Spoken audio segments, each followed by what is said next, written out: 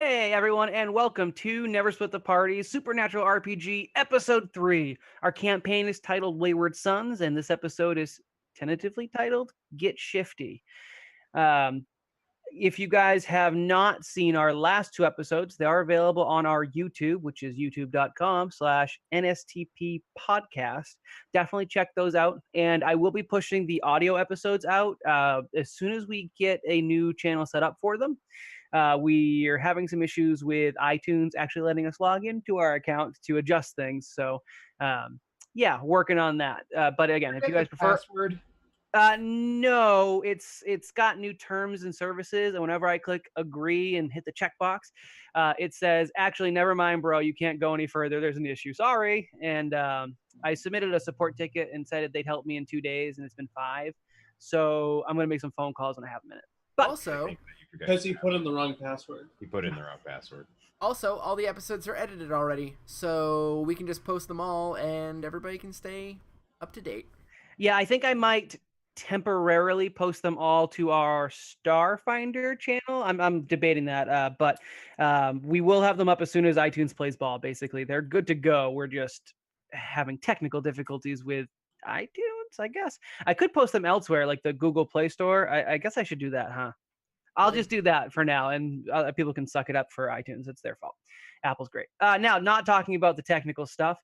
If you guys aren't familiar with Supernatural, it is an incredibly long-running TV series where two brothers hunt monsters, die a couple times, get brought back to life. You know, drama in between all of that. Yeah. Oh, please! If you haven't watched it at this point, you've been spoiled, whether you It's know it or only been 14 seasons. yeah, so worth a watch, definitely. We're sticking our show closer to the early seasons, and for the people who are worried about more severe spoilers, we won't be really touching anything from the show. We won't be intentionally interacting with characters or things. We won't be worrying about their story elements. This is going to be all, homegrown. Same universe. The Winchesters are off somewhere doing their thing. However, not probably going to impact our story at all. So yeah, no spoilers is kind of what I wanted to ram in there for our story. Barring what you already spoiled. Barring anything I spoil because I like talking about the show. That's I guess I'll have to do a red flag for that. Let's see. Anything else we need to cover for this one? We're using the Cortex RPG system, which has an official published version for the Supernatural RPG that is no longer in print. So yeah, there's that. We're not overly familiar with the Cortex system, so you'll see us do some rule stuff in terms of how to play and how certain things work. I think we'll probably see combat tonight, so you'll be getting some rule instructions there. And if you guys want to learn more about the system or have conversations with that, find us on Twitter and Discord. All that stuff is contact info is down in either the show notes or the panels on Twitch. I think that's enough for now. We'll do introductions. We will do a quick recap for the last 2 episodes, and then we will get into this wrapping up arc of this kind of beastie they're dealing with. Right. My name is Dustin. I also go by the Arbitrary Nerd. I'm the GM for this campaign and most campaigns that we will be doing. And I'll let the cast introduce themselves in whatever order makes sense. I'll go first because I'm used to it. My name is Patrick, and in the realm of this game, I am a disgruntled and irritated computer technician out for a weekend with his friends when everything just goes bad. No one's going to talk about how Patrick said he's used to going first? No, nothing? Hey. Okay. But Dustin went first. True. Well, he's Yeah, the first player, though. That's a given. All right, and my name's Justin, and I am playing as someone who's scared shitless at the moment because everything's just, like Pat said, going bad. It's going bad. Don't like that. I was worried about everything way before everybody else was. So. Oh, I thought Patrick was the hipster. Thanks.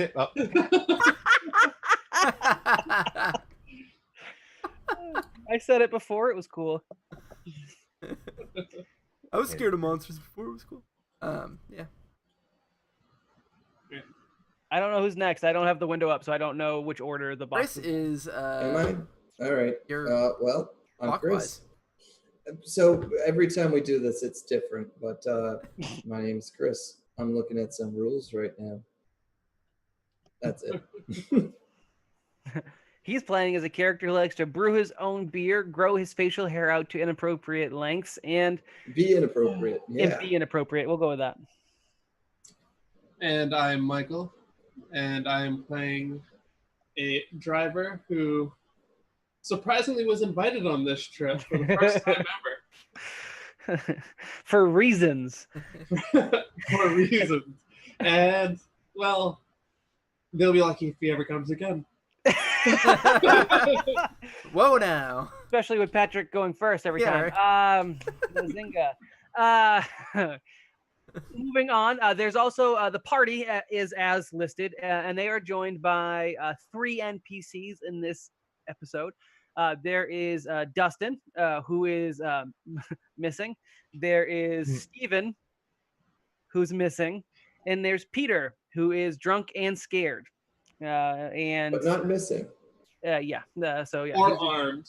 He's not He's smart enough not to pick up a gun. Not overly helpful tonight. In continuing the character roster, there is also, they found out over the course of the last episodes, they were at a campground being run by a retired hunter by the name of Joseph, who's not missing so much as confirmed dead as of last episode.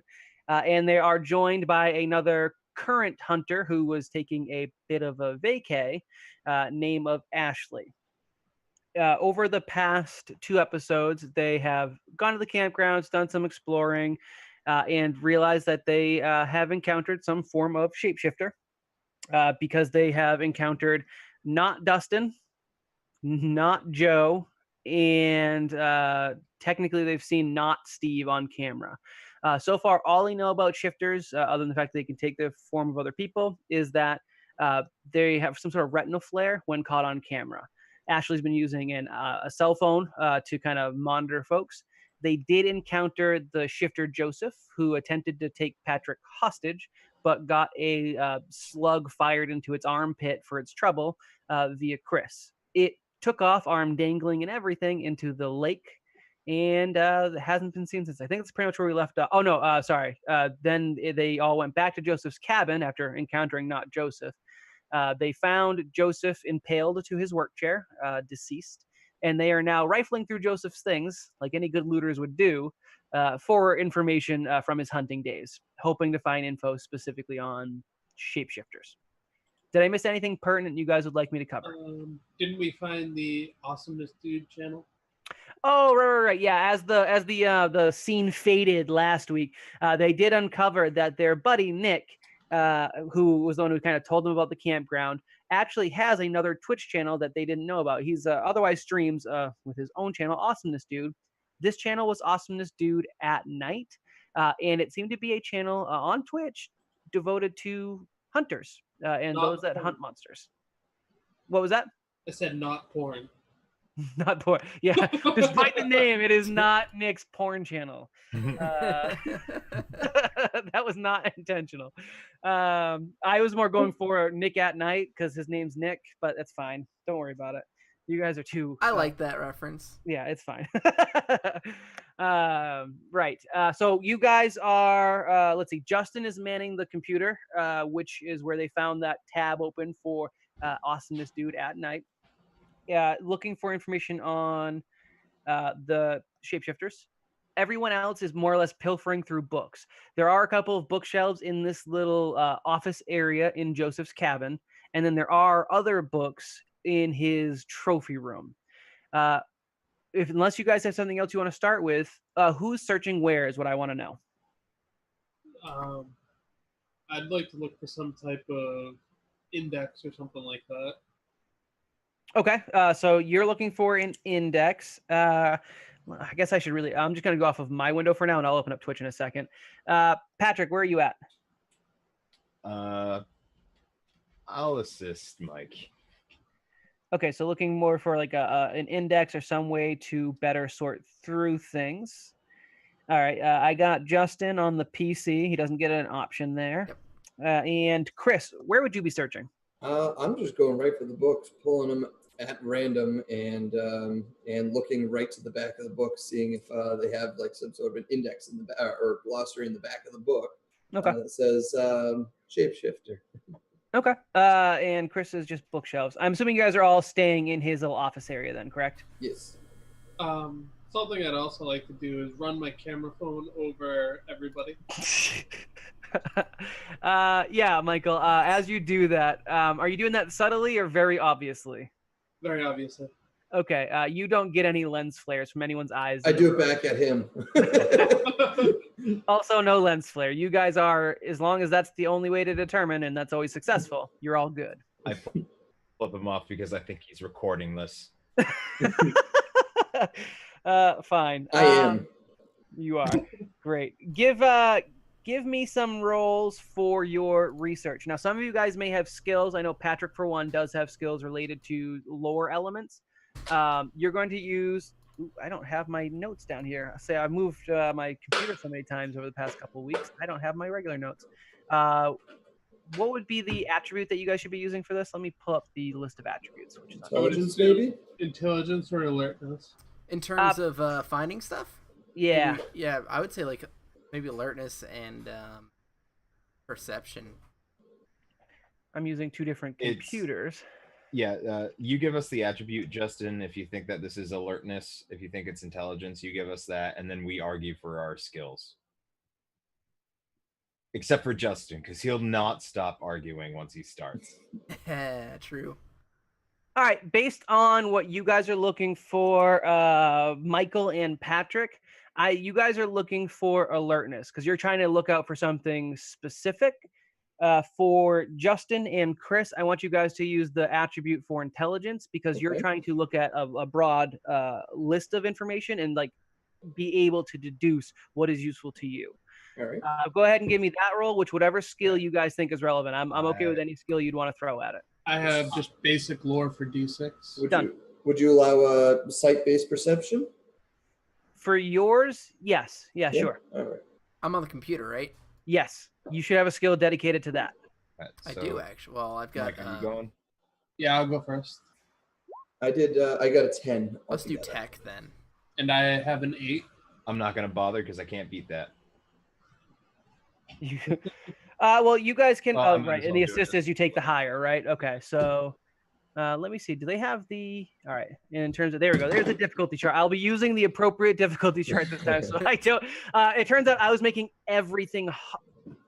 Let me rephrase that. Finish your sentence. On the difficulty chart, I was utilizing the hard category for everything by accident. So yeah, I'm rephrasing that. So what we have, Chris got the 10. Justin, what was your overall score? I got an 8. 8. All right, and to get these scores, and I've said this in other episodes, I will stop repeating myself after this first episode is done. You roll an attribute plus a skill. Like you roll 2 dice. It's whatever your skill level's at, whether it's a D2 through a D12, and that's how we derive a score. It's a lot less math than Pathfinder and Dungeons and Dragons will get into, but there's still a lot of nuance to it, especially when they get more developed skills, and we get a little bit more familiar with which skills do what. So yeah, coming as there.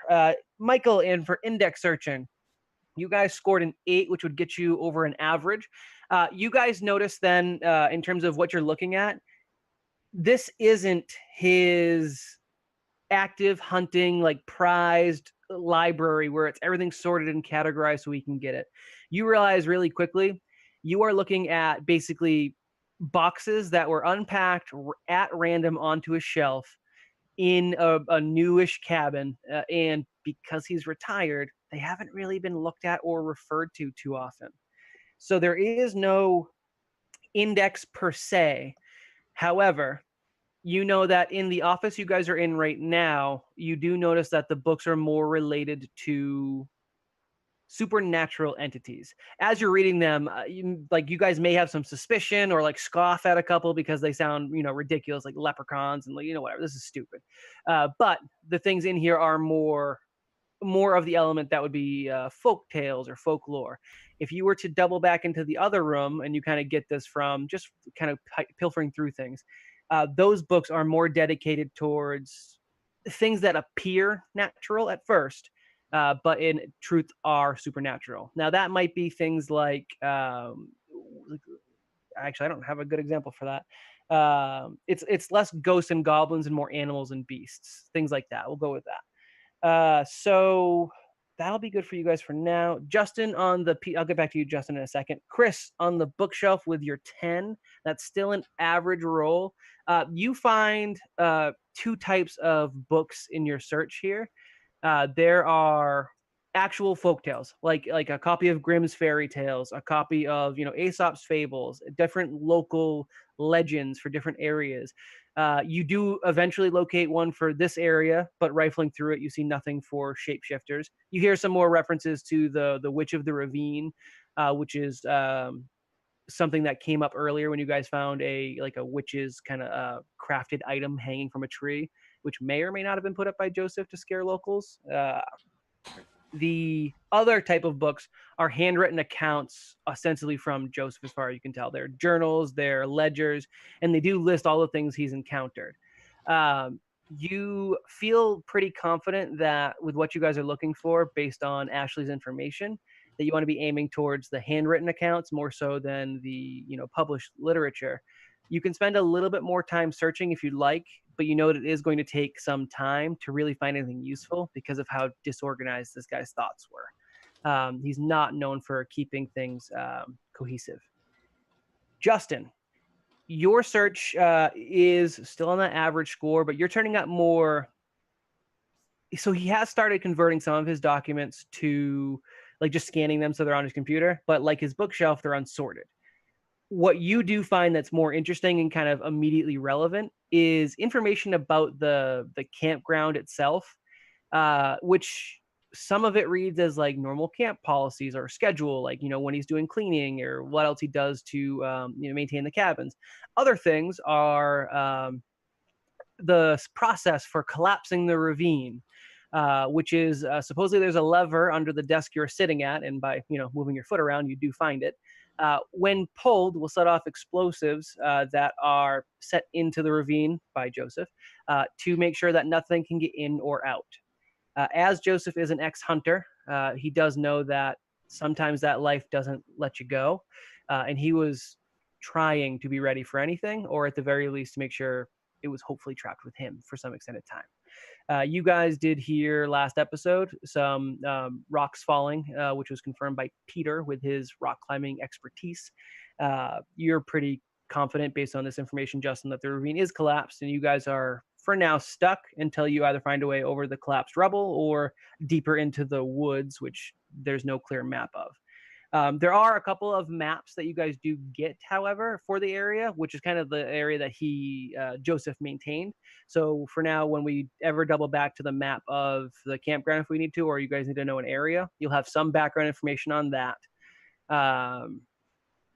There's maybe a couple, a list items of people who've stayed there, an actual ledger for the campgrounds. For the most part, though, you what you find in terms of monster stuff is digitized files. It looks like he scanned a lot of his work, and maybe some of the stuff that isn't on the shelves because there's limited space on the shelves. There's a lot of content on this computer from the scanned documents. It's just they're unorganized, and based on how they were scanned in, they're not really searchable. His handwritten documents can't be Control F'd. So it would also take you a significant amount of time to skim through them. But that's what you guys have in front of you right now. What do you do with it? Hey, does anybody have a USB flash drive or anything? In my bag. Yeah? Can I get that? I mean, do you have it on you? It's in the cabin. Ah, crap. Does anyone have a USB keychain? I've got a plot point. Yeah, that's what I was gonna say. Yeah, I carry 2 USBs on my physical keys in real life, so of course I have that plot point given. Well, do you literally carry them on your keychains? Is that for real? To show you my keys? No, I'll take your word for it. Yeah, I do. So as this character is you, I'll allow it. Okay, then yes. Awesome. Cool, because I figured this stuff might be good to have. And as he starts to put one in, I go, no, not that one. The other one's for research material. You bring that with you? You know what? I'm just not even gonna ask. Wait, is that what you were planning to do with my laptop? You're not the moral arbiter of my life. But that's my laptop. All right, yeah, and I'm gonna try copying. And there's other people in the room. That never stopped him before. You guys are able to, or rather, Justin, you're able to pull the information onto a USB drive. It's rather large, but we'll say that you're able to compress the files enough that you get all of what he had scanned. I make a zip, and then I put that in a zip, and I put that in a zip, and I put that in a zip. Is that how it works? I'm pretty sure it does not work like that. Oh. You do Totally it does. anyways. In So it's a pain to unpack. But no. You just added an extra 20 minutes the next time we need to do research. In chat, Steve, that's not how it works. I know that's not how it works. Sure it does. You just keep on compressing it. That's how it works. Yeah. Steve That's recommends. how they get cars to be the size of like little blocks. They just keep compressing them. I'm sorry, continue. Small segue for Twitch. I haven't updated it into the panels because I just thought of it. I'm going to adjust the subscriber benefits of being able to influence the game to issuing plot points, I think. So if anyone wants to give their favorite player a plot point ahead of time, I'll allow it, and I'll codify that a little bit better when I actually have a minute. Just use the normal sub commands, and I'll figure out how many plot points to give. Right. So you've got the files on the zip drive or Patrick zip drive anyways. What are you guys doing with the books? How many of the books are handwritten? In that area where you are, I'd say probably about 75%. A lot of handwritten books. Yeah, because he's retired, Yeah. the like more Boy, is he. almost erroneous like novels weren't really useful. I think he kept some of the ones that were like his personal favorites maybe, or had some special Right. meaning, but like he didn't need a full library of everything. This guy's library like area is like a little nook in this cabin where there's like 3 floor to ceiling bookshelves. So there's a decent amount to go through. I grabbed 3 of the best looking, like best condition ones. Okay. All right. Is Ashley still with us? Yeah, Ashley is still with you. Ashley, do you have any idea if it would be in this room, or do you think it'd be in his trophy room? Well, based on what you guys have been pulling in this room, it seems more relevant that it would be here. Shapeshifters, to the best of my knowledge, wouldn't be in like his hunting room area, if that's mostly about beasts and things. That being said, Joseph was always kind of a slob. You don't happen to think that like I had known something was. I mean, like. No, I mean, Where would something like a shapeshifter come from? well, That's what we're trying to figure out, Justin. well, I'm not worried about where it came from so much. Justin had, I'm sorry, damn it. Joseph had he spent years doing this gig. He hunted monsters for years. Surprised he lasted this long, I guess. You piss off enough things, though, when you go through killing their friends and relatives. Even if you didn't know they had friends and relatives, you get vendettas. This is one that came to, collect their due, I guess. That's my guess, anyways. Joseph was not, like, this isn't supposed to be a hunting establishment. Joseph came back here years ago, I think, dealing with a witch, maybe. He was dealing with something, and that's where he got the idea for the campground when he retired. This is not supposed to be, we're not supposed to be dealing with this. I'm supposed to be on vacation. I'm supposed to take just a couple days break in between my own jobs. Makes sense. I want to know how you kill the damn things because I haven't really run into any. I mean, we could do, like, sometimes movie logic works and sometimes it doesn't. Werewolves are a type of shapeshifter and they don't like silver, but for all I know, it makes these some bitches stronger, So I need to find something from Joseph. He's done this long enough. He must have run into something. So, I mean, we can pilfer the books, just see how long it takes us to go through them. I just don't know. It's going to give that thing more time to recover. And I don't know where it's going to wind up. This entire time I've been reading the books. Okay. So you've kind of converted to going to books. I'm No, like, going while through everyone else is those. talking, I like when I handed him the keychain, I just handed it to him and went back to the books. I'm just frantic. Okay, while you guys are doing this, then give me the same checks you just did one more time. And this is going to determine how long it takes one of you guys to stumble on something. All right, so Even it's 1 plot point to increase the die roll by A step. A step, yeah. All right, I'm gonna give you 2 plot points to upgrade my lore to a D6. Well, hold on. Let me find the plot point chart because you might Oh, be that's right. spending... It's a sliding scale, isn't it? Well, that's different. You can influence die rolls, but that's mostly for like combat, I think, is what you're trying to do. No, it's for anything. Well, no. I mean, like when you would use that versus this other thing. Because if you're using multiple plot points, there is actually a chart that I have written out in my notes, but I don't have my... You can use plot points to just literally find something without having to roll for it. Yeah, so 1 to 2 plot points would be inconsequential. Of course, there's some room in the trunk of the car for some stuff. Right. That's for influencing the narrative. Story, yeah. If you just want to influence your chances at a roll, you pay a plot point, you get the higher die. Yeah, basically, if you spend 3 plot points, I'd say you find the book on the next book you look at. If you spend 2 points, you can increase your roll, but like I would consider this a minor plot change because you guys are going to find it eventually. It's just how long. So if you wanted to spend 3 up front, I'd say you actually pull out a book, flip to a page, just kind of skimming through it, and like you happen to open to the right one. I rolled another 10.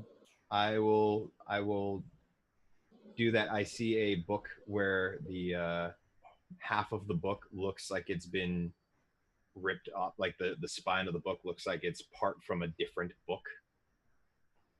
Okay, yeah, it's like Almost you like collected 2 things together, maybe glued them together or something. Yeah. All right. Spending 3 plot points? Yeah, I'll spend 3 plot points. I can't talk. I can't say that. But yes, Okay. I am. Okay. So as like Chris is like doing like the speed reader thing, pulling and ripping through, like trying to find like just like a word to jump out at his eyes.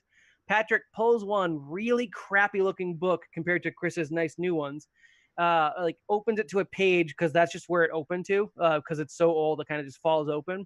And in like an attempt at stylized header, which looks like a 4-year-old did it, but it's big. It does say shifters. So Patrick is able to find the book relatively quickly. You guys did not lose much time on this search. Just what it took you guys for that first getting to know the books. In terms of what is in this book, there are a couple of things. There are some past encounters that Joseph has listed. That's going to be towards the back because at the first he tries to profile the creatures. Now Shifter has subsections in it. Like he's got like little tabs at the end too. And he in the early draft he said there are many types of shifters. They range from werewolves to skinwalkers to Rougarou to, depending on how you look at it, like it was just in his own version. But for almost all of these, there are some staple truths, some staple ways to deal with them. And so while you guys are looking for that, because that's kind of what I think your primary goal is. So do we have any characteristics that he would have listed? So they're human-like, which you guys have already learned. Some of them, in one of his accounts later in this little chapter area he's got listed, some of them don't even know that they're shapeshifters till later in life. It's a skill they develop. And I mean, they can be really human up until a point, but once they get this power, it tends to go to their head in some way, shape, or form. And some other notes is it doesn't seem to be, depending on the type of shifter, restricted to purely humans. Again, there's some that turn into animals, or there's some that can adopt fake features, like from movie characters or things like that. Let's see. They do, and you kind of find like to a section that's more relevant to what you guys have seen. They take on the appearance by physically shedding their skin. They will literally become the person they're mimicking, and that means fingerprints and DNA match. Let's see.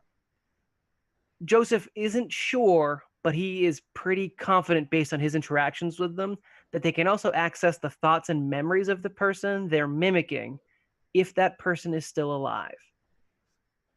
Let's see. He curses about how high their regenerative abilities are.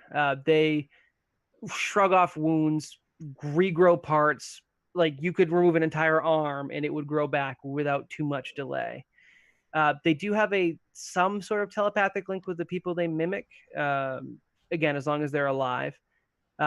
This also extends to being able to mimic their voice, which you guys have already encountered. He does note that they're damn strong, stronger than any human has any right to be, and it has no relation as to whom they're embodying. So if you find a shifter as a kid, it's just as strong as a shifter as an adult, and it's excessively strong, not to be And tangled. if it looks like dust, then it doesn't mean it's a weakling. That's what I'm getting at. Patrick kind of rubs his throat a little bit from the like slight bruise he's got from where the shifter had him in a chokehold. Including their strength, they're also damn fast. They're again physically able to adjust how their muscles work, so they are stronger and faster than you guys want to be tangling with. What he has used that has worked against shifters: silver. Putting a silver bullet, just like a werewolf, werewolf in lore, in their heart is the only thing that he knows for sure can do it from a distance. If you don't have a silver bullet, a silver blade would do the same, but then you have to get close to this thing, and he doesn't recommend that. He does mention the retinal flare, which again is one of those things that ties into how you know kind of this is what you're working with. Let's see. And he also recommends decapitation. It does seem to be something that they don't grow back from. And he kind of goes off a little bit. He might have been a little sauced while he was writing this one. Decapitation seems to work on most things, so maybe start there next time. I feel like he's kind of condemning himself. Similarly, removing their heart, he thinks would do it, but he doesn't have time for that grisly kind of work. Questions that you guys want to see if you can find in this entry? In the gun safe, was there any silver bullets? In the gun safe, no. In the hunting room, no. Decidedly not. Okay. Is there anything in there about how it determines what they can turn into, or who they can turn into? Yeah, like how they actually gain the ability to turn into a specific person. Yes and no. Partially by omission, but all as it says is that they're able to become the person, whether they are alive or dead. Like that's not a problem. But if the person's alive, they do seem to be able to pull from that person's memories. Again, that's a little conjecture because he doesn't have a way to actually test that. But from what he's encountered, that seemed to be very much the case. But I wanted my TV knowledge. There isn't any. It doesn't seem to be like they don't. There's no listing that says they have to touch someone or like have their DNA beforehand. It's more of if they know what they look like, they can do it, and it's a perfect match. Is someone's washing machine going on? That's probably my air conditioner. Sounds like a washing machine. You should get that checked out. It's probably mine, but it's not actually going to be coming up on the stream because. All right, so just screw Twitch people. No, yeah, no. It's just you. It's just you that can hear it. Do you hear Screw it now? me? I refute this entirely. That's bullshit. Okay, fine. I don't, but we don't need to worry about it. I don't want you to melt, Patrick. Okay. Taking a look around the house. Do I see anything that looks like it's made of silver? Ashley says she can't hear it, so we're all good, guys. My noise gate is taking care of it. You guys don't have the noise gate on, or Zoom doesn't have the noise gate on it, so you guys are hearing it, but people. Okay, cool. Do I see any silver in the house? Yes. Yeah, you are able to find a couple of silver things. So he had a lot of candles, and you do see evidence of these candles. There are black candles, like the ones that got passed off to somebody, Justin and Michael. Yep. Yes. From the shifter version of Dustin, there are like these weird, ornate, we'll call them black candles. But there are also kind of your general candlesticks, and some of those candlesticks do have holders, which I'm sure there's a better word for, but it's not coming to my head. Candelabras. Well, that's a bigger holder, isn't it? No, whatever. I mean, sure, that thing. At least one or two of them look like they're made out of silver. I don't know how expert you guys are on like what difference between tin and silver or other grayish metals are, but it looks like silver, or at the very least silver plated. Okay. since he is a hunter, probably in the literal sense and also in the demonic sense, how many plot points would it take to say, well, of course he's got a thing to melt down things to make bullets? Let's see. In terms of the campgrounds, like you mean like a full schmelting kit? Like on a small scale. Mm, Crafting. Kiln. Is it a kiln? Yeah, it's a kiln. You made one, Chris. Yes, I in did. real life. yeah, you'd be able to melt silver in like a fire. Like you wouldn't need a kiln. But like in terms of him making his own bullets, Like a mold. a mold. So I I'd could say- I could easily make a mold of a bullet. Yeah, but I'm just talking about in the frame of time, right? Yeah, no, Yeah, I would need a Yeah. couple Also, hours. I mean, you need to Question. put it like you need to put some kind of trigger in there, like the gunpowder and stuff. Yeah, Right. So I can do that. I just There's need a a pair of book. vice scripts. He probably has a book for it. We have plot That's- points, people. I'd call it a moderate adjustment of the narrative, where you do find that he does have a little gunsmithing area, maybe in one of the other corner of his room when you look into it. Like his hunting room, he does have a couple. Does trophies he have a that are hammer? explored. That would be about 5 plot points, which is most of what you guys started with. I think you started with 6. 6. Does he have a hammer? Yeah. You definitely find general toolbox for like fixing things around the cabin. The You know what cabin. we could do? We know what we could do, and you probably aren't going to like this. We could fashion a few knives out of them. does he have a old style musket around that we can? I got a just make little sniper balls? rifle. I could take out his legs Yeah, but I long mean, enough for you to come out and I don't stab think the ever living hell out of it. Calm down, Rambo. I don't think we have to. I don't think we quite have the skill to go through all the processes of making an actual knife out of silver. You Well, just have to make it. You have to make it pointy. Just bang it out with a hammer. Or just simply melt it and dip an actual knife into it. You have one right there on your belt. that's a good point. Mhm. That's a really good point. For the record, silver so- plating is doing the job. The silver's touching what it needs to touch. So Yeah. it's not a magical thing. They're allergic to silver. Yeah, That seems like more of a get it in their bloodstream. Or thing. something. In that instance, I'd say that doesn't require any plot points. You guys got to find a bowl that can survive the heat, put the metal in it, Jeremy. cook it up, and you yes, literally put it in a cast iron. Every Yeah. person who's ever camped has cast iron. Yeah, he's definitely got cast iron pots and pans materials. Yeah, definitely. And he's got enough that he could loan out to the camps in I case. immediately start stoking the fire. Okay. Yeah, he's got a fireplace that you guys are able to get going. The fireplace is back in the hunting lodge area. Are you guys doing any precautions, like protecting the cabin at all? Or are you guys more focused on getting stuff done? I do have my hand cannon at the ready. I never put down that shotgun. I kind of throw my knife over to Pat and like, hey, dip this in there too. I'm watching the surveillance cams if they're Yeah. still up. You know what? I think it would have disabled the surveillance cams. However, I think you're technologically savvy enough that you get them going again. The creature didn't damage the actual cameras themselves. It just shut down and tried to disable the program that Joseph was using when it encountered him. Yeah, you're able to get them going. So yeah, you can get the webcams going without too much of a problem. Sorry, the security cams going without too much of a problem. You're not picking up anything right now. So one thing, guys, why would the shifter Dustin want candles? Why was he holding candles? Ashley, do you know if there's anything special about these? Maybe you do it in some rituals. I don't know. I don't usually deal with the muckety mucks. If it requires rituals and things like that, I'm probably out of my water. I stick more to the things that I can stab, shoot, or light on fire. That's kind of my mindset. But they say, some folks encounter demons and things. Maybe it helps with that. Or Joseph had a weird taste in candles. That could be.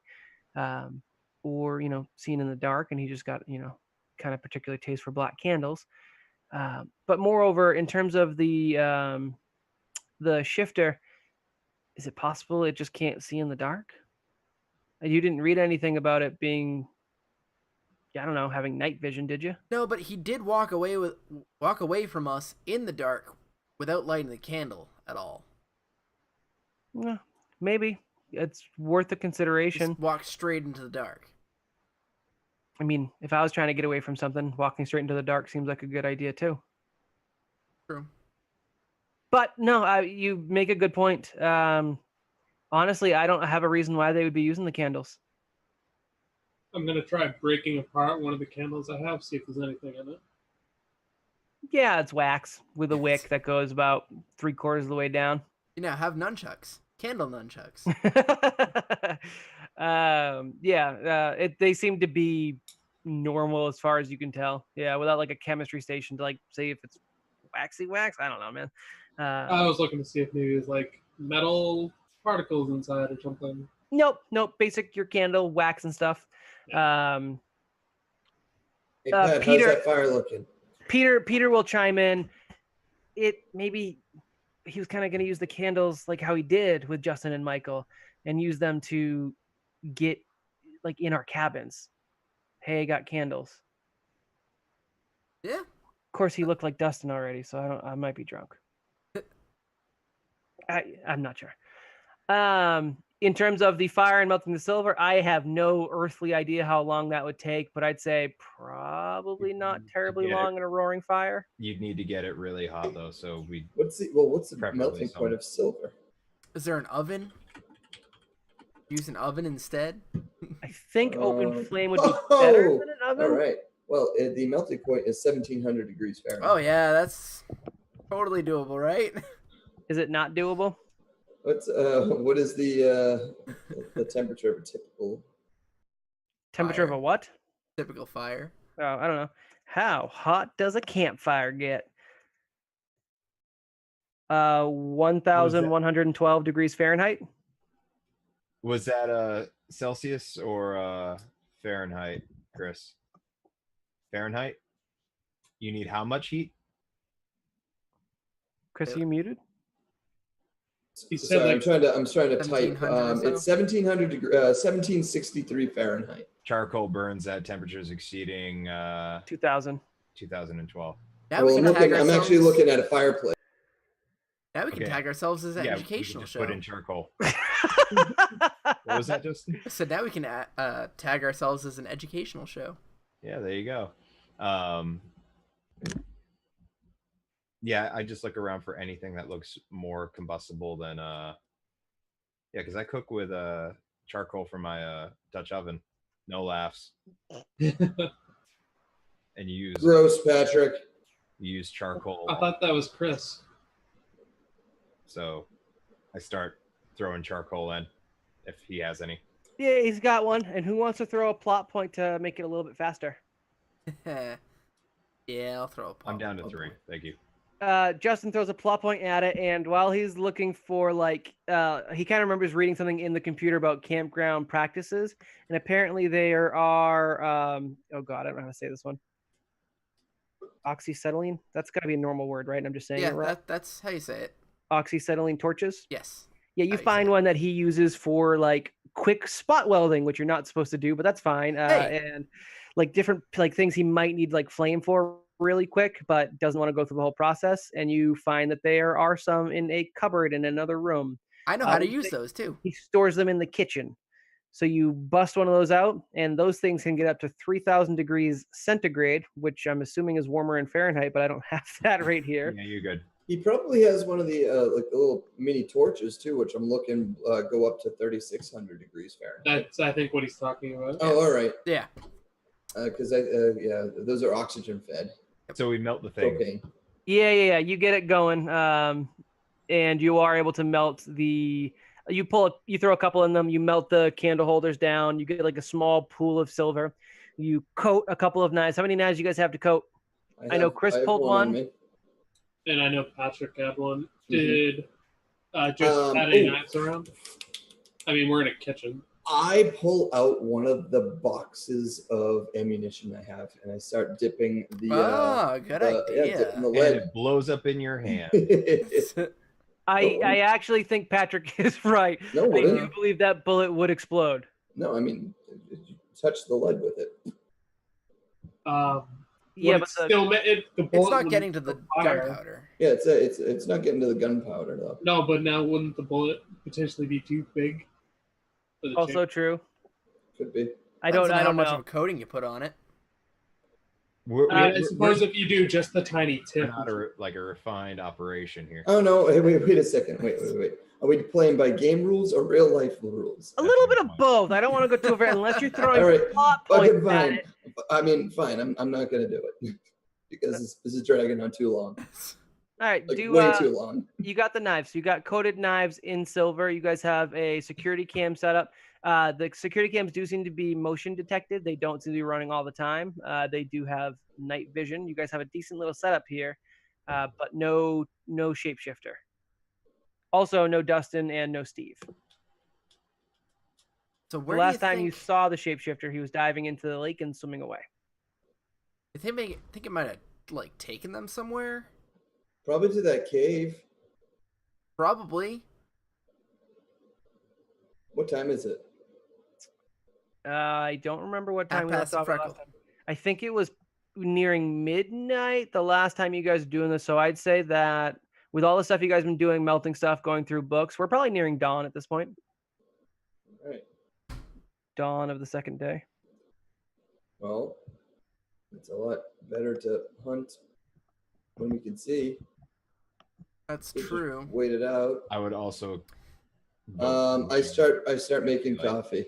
Is there anything about like their general habits? Are they more of a nocturnal sort of monster, or No, everything that you seem to read about them points to them being just humanoid with human habits and human wants and desires. Okay, so what I want to do is I want to utilize my intelligence mixed with my outdoor life to string up some rudimentary traps in the perimeter in a circle around the cabin.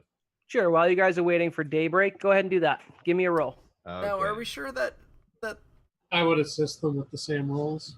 I mean, Sure. what I if get nobody's dead 8. yet? Ooh, I rolled an 8 on that one, and intelligence, and okay, it's a D8 and a D8. What if it's just waiting to I eat can't them? beat that, so you win. So I got a 13. 13? Okay. Does I'm that- saying that you are able to set up some traps. So he's got some bear is that traps because he does 15 hunt bears in the fire and woods. whatnot? Huh? Is that 7 over the check? What? Is that Oh, does that 7 over the check by check. more than 7? Let's see. So I was more going to put this one as like this is the difficulty that the creature would have to do to deal with it, but Oh, okay. Well, that would be fine too. only because these are kind of reactive. Yeah. Let That's me a good take. point. That's fine. Yeah, I'll stick with the 13, which is I'll be really honest with you. It's as close to a critical success as you're going to get for this thing because that's it's fair. not getting away from that. You set up a pretty nice coating of a mix of bear traps and maybe a couple other things. I don't know what interests you, but we'll say that, yeah, you get the area pretty well booby trapped. And I would suggest using any silver left over from coating the knives and putting them on your traps. Yeah. yeah, a couple silver plated bear traps sounds good. Get a little bit of the tips. yeah, just the tip. All right, so you guys have the campground decently well protected, and the sun comes out. You guys get a nice reflection off of the water, so that this area in the ravine is really well lit. If you look off towards where you guys entered the ravine, you do notice that there is a rock fall blocking off the walking path you guys came up. It looks like you guys could probably, with some time and effort, climb over it. But it's a hot mess, and you're not really sure how safe it is. But you also know that Steve and Peter did come with rock climbing equipment. It's more of a, do you spend time doing that? Do you figure out where your friends are? What's the plan? Hey guys, are we sufficiently ready? I don't see us being any more ready. Let's just start calling them out. Let's start bringing him here. And I just start shouting out, Steve! Dustin! Steve! Dustin! Just over and over. All right. One segue, if Justin wants to ping that lovely notation that I'm doing something I shouldn't, needs to be edited out. Hey, Ask a Pathfinder, we're actually playing Supernatural right now, not Starfinder, but we still love to have you. All right, now, Chris, other than shouting this at the darkness, are you like going into the woods, I thought you or? said it was like dawn. I'm teasing. I'm all right. You're fine. Yes, shouting this into the dawn. Yes. Are you like just in where the buildings are, or are you going into the woods, or are you going around the lake? I want to be in as open of a spot as possible. So I'm thinking like right here. If you look on the map, like just south of the the Stone Man, where it's just nice and open, nothing around me, or so that I could get the best vantage point. Sure. That's probably a Best decent view. segue if Justin hasn't already switched us over to the Roll20 map. If Justin has Roll20 up. Yeah. Or is that not built ready? Is that like gonna screw up all the cameras, No, Justin? We're good. So I'll ping it again. I'm right about there. Okay. Right, Yeah. You right at the base of the Stone Man. So you're just trying to shout out into the open, see if you get any pulls from there. You do not actually get any response, but you can hear your voice echoing off. Can I do like a sight-based perception? Maybe see if anything's like looking at me or. Yeah, go for it. All right. Let's see. You know what? I rolled a 4. I'm going to re-roll that. With your lucky? Yep, I got 10. I'm really rocking 10. these 10s today. So I will give you a bit of a bonus there. You don't see anything watching you. There's nothing on the perimeter that you like throws up a red flag, but you do pick up on a couple of things that maybe you're being hypersensitive due to the nature of events. The forest seems to be like normally alive with bird sound. Like there are birds in the trees, morning birds being loud as hell, keeping people awake, which is really annoying. F birds. All throughout the forested area. Like there's no area that seems disturbed. It's kind of what I'm going for. The only silence, and again, it's possible that it was silent. Yesterday you didn't notice any bird sound or wildlife sound. But the lake, across the lake, there is a small island in the lake that you guys can see that does have trees. As far as you can tell, that area is silent, and the lake itself isn't really coming up with much sound. Again, it's a pretty big lake, though, so I'm not giving you too much. I'm just saying that if there's something watching you, it's either like crazy stealthy, or there's probably nothing going up in the woods. Like there's nothing around the woods with you right now. What really makes us think that it would come back for us, though, especially when we're all in one spot? Well, it's one, like... We don't know why it's here to begin with. I mean, is it here to eat us? Like, what does this thing do? Did it eat Steve and Dusty? Ashley chimes in and says, if this thing just has regular human motivation, my only guess would be, 1, it's trapped with us with the rock fall, but 2, it probably doesn't want any witnesses. These things don't really last too long in hunting communities if they're known about, because they're such prime targets. Now, they're good at hiding and escaping based on Joseph's notes. Like, that's clear as day. But I think you all and I were just witnesses. We know it's alive. We know it killed Joseph. Yeah, and it didn't eat him either. It could have, but it just killed him and left him. It sounded like they were mostly people, guys. I don't think they eat things.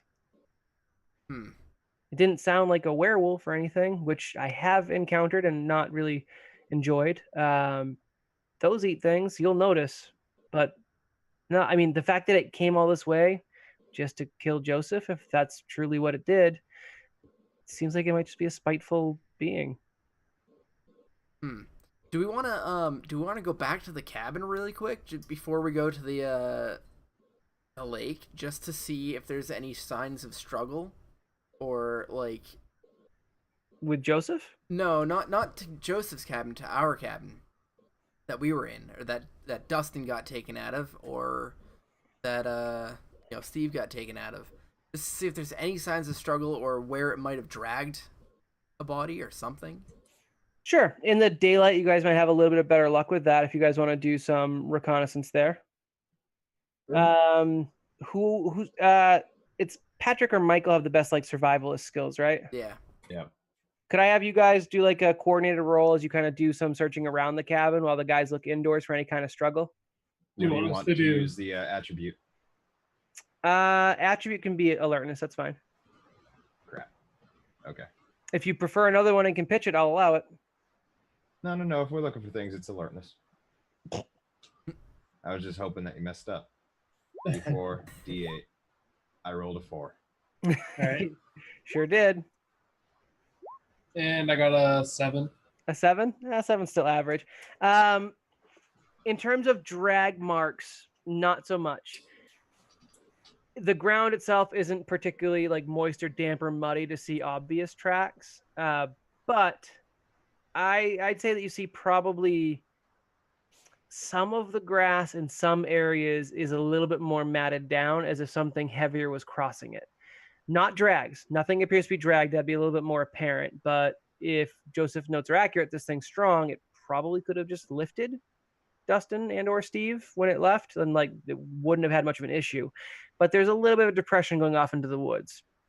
Not enough that you can follow it, like into the woods through itself, but again, general direction. It looks like it headed into the woods, going east towards the edge of the lake. Huh. All right. So maybe that kind of confirms that it went. Maybe brought these guys. Like inside, there is no actual display of a struggle though. Like the mattress beds, like the blankets are disturbed and the pillows are disturbed, but it looks like someone slept and got up, you know. In terms of like a fight, blood, or anything like that, you do see the gross skin piles from where the thing probably changed form. So I go up to Ashley and I say, well, do you think it's in that cave in the very back then? I don't know exactly how it's getting there, but that sounds like a good place to check. Right. Obviously, you can swim pretty will you come well. with us? Yeah, of course. I've not really encountered shifters before, but even when I'm on vacation, this is still my job. Do you have anything else in your cabin that might be able to help us? How much is Peter sobered up? Peter has a blade. Everyone has a blade. As you mentioned, you guys were in a kitchen. There were enough like kitchen block, like thicker knives that you guys could silver up. Well, I was going to suggest him taking. Sobered up. I'm sorry, not silvered up. He's sober. Yeah, he got over it. It's fine. Did he pick up a gun? He grabbed a pistol. Okay. Again, seeing how much the gun didn't put the thing down last night, he's more interested in having a silver knife. In fact, that's what he's kind of keeping out and about. Since we all have knives and we're going to have to get into kind of melee range here, I suggest maybe aiming for its legs. That's what I plan on doing. I kind of motion to the sniper rifle on my back and my hand cannon in my hand. Peter, and I hold up the shotgun like, yep. Yeah, shotgun. Yeah, shotgun will do it. Peter points at Michael, says, I get that. How good are you with a sniper rifle, Chris? I've shot rifles. I actually own a sniper rifle. All right. Well, I'm in the background like, Justin's right, kind of. Why is everyone so calm? You guys are so... Oh, it's because of the lack of sleep. Yeah, that's part of it. I'm crap with this. Oh, have a coffee. I just made some. That's not going to do us any good. It won't do you any good. I'm on my third cup already. I meant the freaking out isn't going to do us any good. Yeah, I mean, it comes to a time where, like, you kind of have to just do it, you know? The longer we wait, the higher probability that our friends are dead. Oh, that's the thing. I'm off to go save Leviathan and Dusty. Yeah, if they're still alive. At least Dustin. At least Dustin? Let's be honest. I don't really know Steve. It's messed up. All right. So I will say, you guys are pretty focused, and in terms of like you guys being in your headspace, you guys actually have some information. You're armed. You're forearmed, I guess, a little bit too. Forewarned, as I mean to say, obviously. So I'm okay with you guys not completely freaking out. I'm not going to make that any kind of difficulty for you guys as in the situation. And Ashley will point out, if we're going to the cave, we probably should grab those canoes or kayaks from behind Joseph's shed. Yeah. Of course. I'm just kind of afraid of water. I'm kind of afraid that it's gonna like grab me underwater, and I'm afraid that. All right, let's just go. It did go underwater and did It not come went back underwater. up.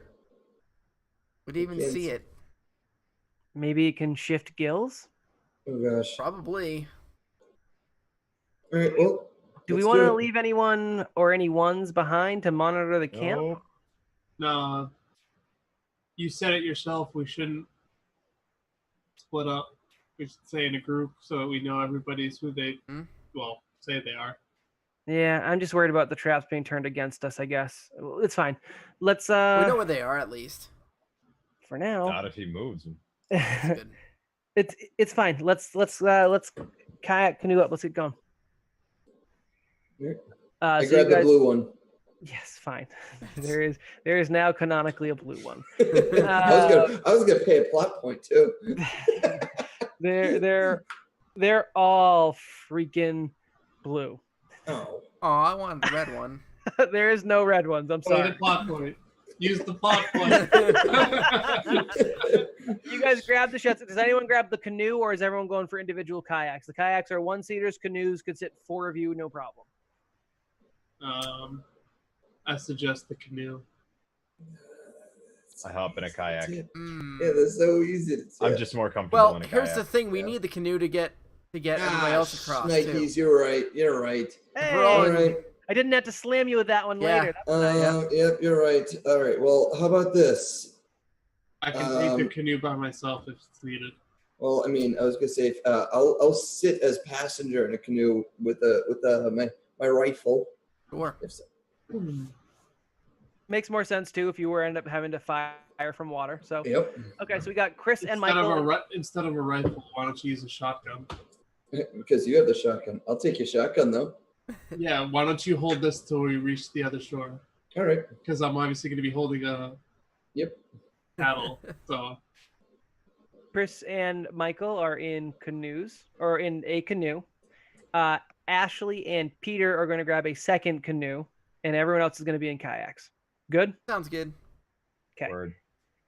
You guys are able to make your way across the lake without any problems. The water seems pretty calm. It's, I guess you guys could start at the very end of the lake, which would be inefficient, or you could hike the canoes and kayaks across the path back towards where the ravine has been collapsed, which is in the southeastern corner of the map, and canoe your way north to the cave, which is just on this kind of corner of island.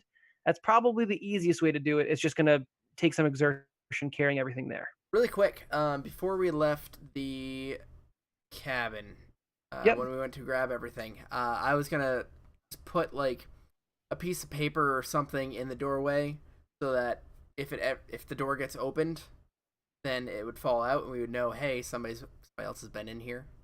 Into Joseph's cabin? Yeah. Sure. Does anyone want to call him on that? Yeah, that won't work because he'll just, if he leaves the cabin, he'll just put the paper back up if he sees it. But if you put a matchstick Do we have a piece somewhere of tape? Well, that's what I'm saying. inconspicuously- Like, yeah, Do we have a do piece something. of tape? Just like this piece of scotch tape. Yeah, you can find Scotch Yeah. tape. Done. Yeah, Okay. there you go. So Scotch Justin tape. gets like this whole paper routine out. Well, I and was just thinking of something. from the whatever. background, they're like, nope. Yeah, if you put a piece of scotch tape between the door jamb and the door itself, Yeah. once it opens, it'll rip the Yeah. scotch tape. That's kind of just what Oh, I was getting at. Gotcha. Yeah. Old school private eye, you could also use a strand of hair. Hey, at least I thought of it. No, Yeah, it's good. you It's did. great. Justin, no, you can't. I cannot. You're well, or never mind.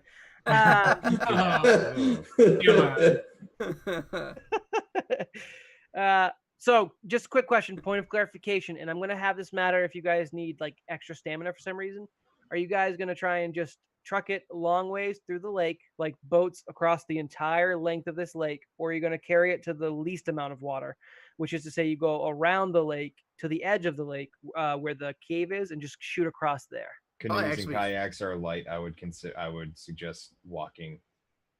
I would think it'd be faster to be on the lake because you can probably move faster than you can walk with a. Yeah, and if we have to carry bodies. Well, you coming back, Christopher, doesn't matter how you get there. You can go back the long way if you wanted.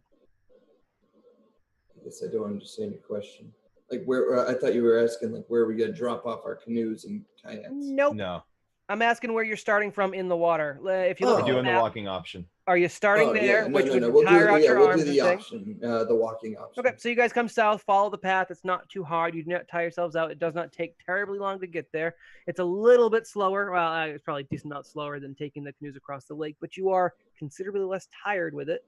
And you guys kick off from there. No issues or mishaps. You shoot across the lake to the edge here. If you guys are looking at Roll20, and if you're not, there's a northeastern corner that is not connected by land, despite what the map kind of looks like. Justin, and there's you gotta move it on Twitch. I don't have Twitch up, so I can't. Yeah. I'll have to. Okay. I see. There you go. So going from from here north to up here. And as you guys get there, you notice there is like it looks like a fallen tree or pile of leaves kind of positioned. They do seem to be covering a makeshift raft. It was put together from pieces of trees, like you'd see like any kind of stereotypical homemade raft. It's flat. It's made to get to and from, and it's got like a beat up oar. So it looks like if it's not the shifter, someone's definitely here because that's how they were getting to and from. At one point, they would have had to have gone back for it because they did, jump into the water and swim a bit when you saw them, but you guys didn't follow them in any way, shape, or form. So it's entirely feasible that they popped up, got their raft wherever they had left it, and jumped it over here. All right. You guys, as you approach the mouth of the cave, I take the shotgun back. Yeah, you take it. Sure. I assume for weapons, you guys are going for weapons that are more close range because of the nature of the cave. It's the cave mouth it's okay. It's not too bad. It's probably maybe 30 feet across and another 20 feet high, which is why you guys were able to see it from earlier the other day because it's relatively big. But as soon as you get into the mouth of the cave, though, it starts to kind of funnel down where three of you guys could walk comfortably, next to each other. Not a problem. And it stays over I think Peter's probably the tallest one there. So it's probably about 6.5, maybe pushing 7 feet high as it kind of narrows down inside. But it does get a little bit more claustrophobic. And weapon-wise, Ashley kind of warns, just because she would have the most experience, firing guns wildly in this area is not a good idea. Also, that shotgun's going to blow out your eardrums. I was going to say, yeah. Also, we might want to put something in our ears. Speaking from experience, I would rather you all be alert. Yeah. I would just say stick to knives, I guess, and stab something fleshy if we bump into something, yeah? All right. Okay. All right, you guys do all have flashlights. Some of you have gimmicked them together with tape to your Put them weapons. on my magnum. Whoever the three people in the back are, I suggest to have the camera phones up in case it tries to use Steve or Dustin as decoys. Good idea. So we don't actually kill our friends. Okay. And marching order into this cave. Do we have anyone in particular in front? I don't care who's in front. Who's in front for this cave? I'll be the front man. Yep. I feel like I'd be the guy up front anyways. So Chris, you can fit up to 3 of you guys in front if you wanted. I'd be in back. I would. I'm a bitch. I'd be in back more so I can watch our ass than anything. What? Quick retreat. So Chris and Michael taking the lead. Yep. Ashley, get up there with you guys. She's the experienced hunter. She's got the knife ready. Yeah, I'm very close to her. As you guys make your way through the cave, no twists and turns. It's not like a branching cave system. It seems to be like a hollowed out area in the rock. Probably naturally. It doesn't look man-made or anything like that. You do eventually make your way in. I'd say you walk probably 10 minutes based on going slow, unfamiliar terrain, and it is dark. You guys having to use flashlights and rely on those flashlights.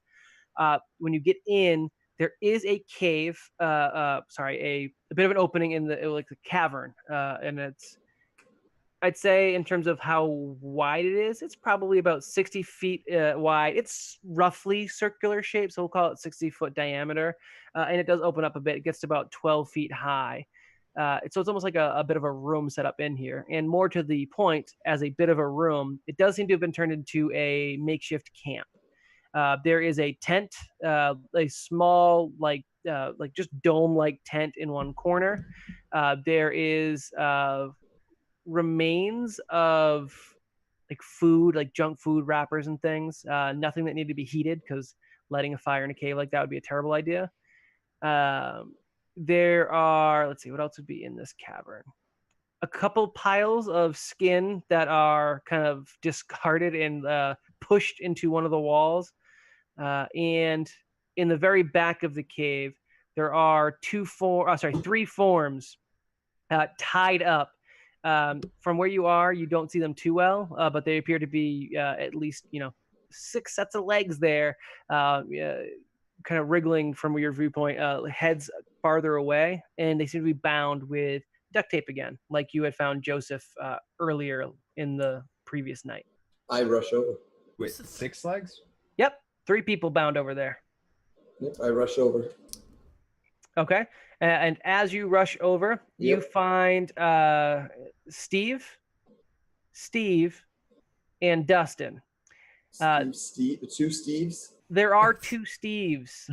Every person bound here has tape over their eyes, tape bound around their wrist, and tape bound over their between their legs. Like they're bound so they cannot move. They all seem to be, despite moving, only semi-conscious.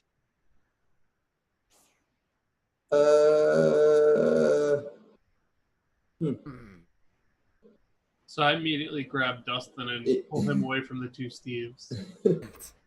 Okay. As you kind of reach down for Dustin, because they are all kind of clotted together, one of the Steves breaks its bonds. We'll call it the middle Steve, and jumps out at you. The tape on its eyes was actually a facade. It's sheer tape that he's actually cut. While I was playing off one of my complications of duty to friends. Perfect. Take a plot point for that, sir. I like it. And it's going to try and grab you, although because you were kind of being cautious due to the nature of the setup here,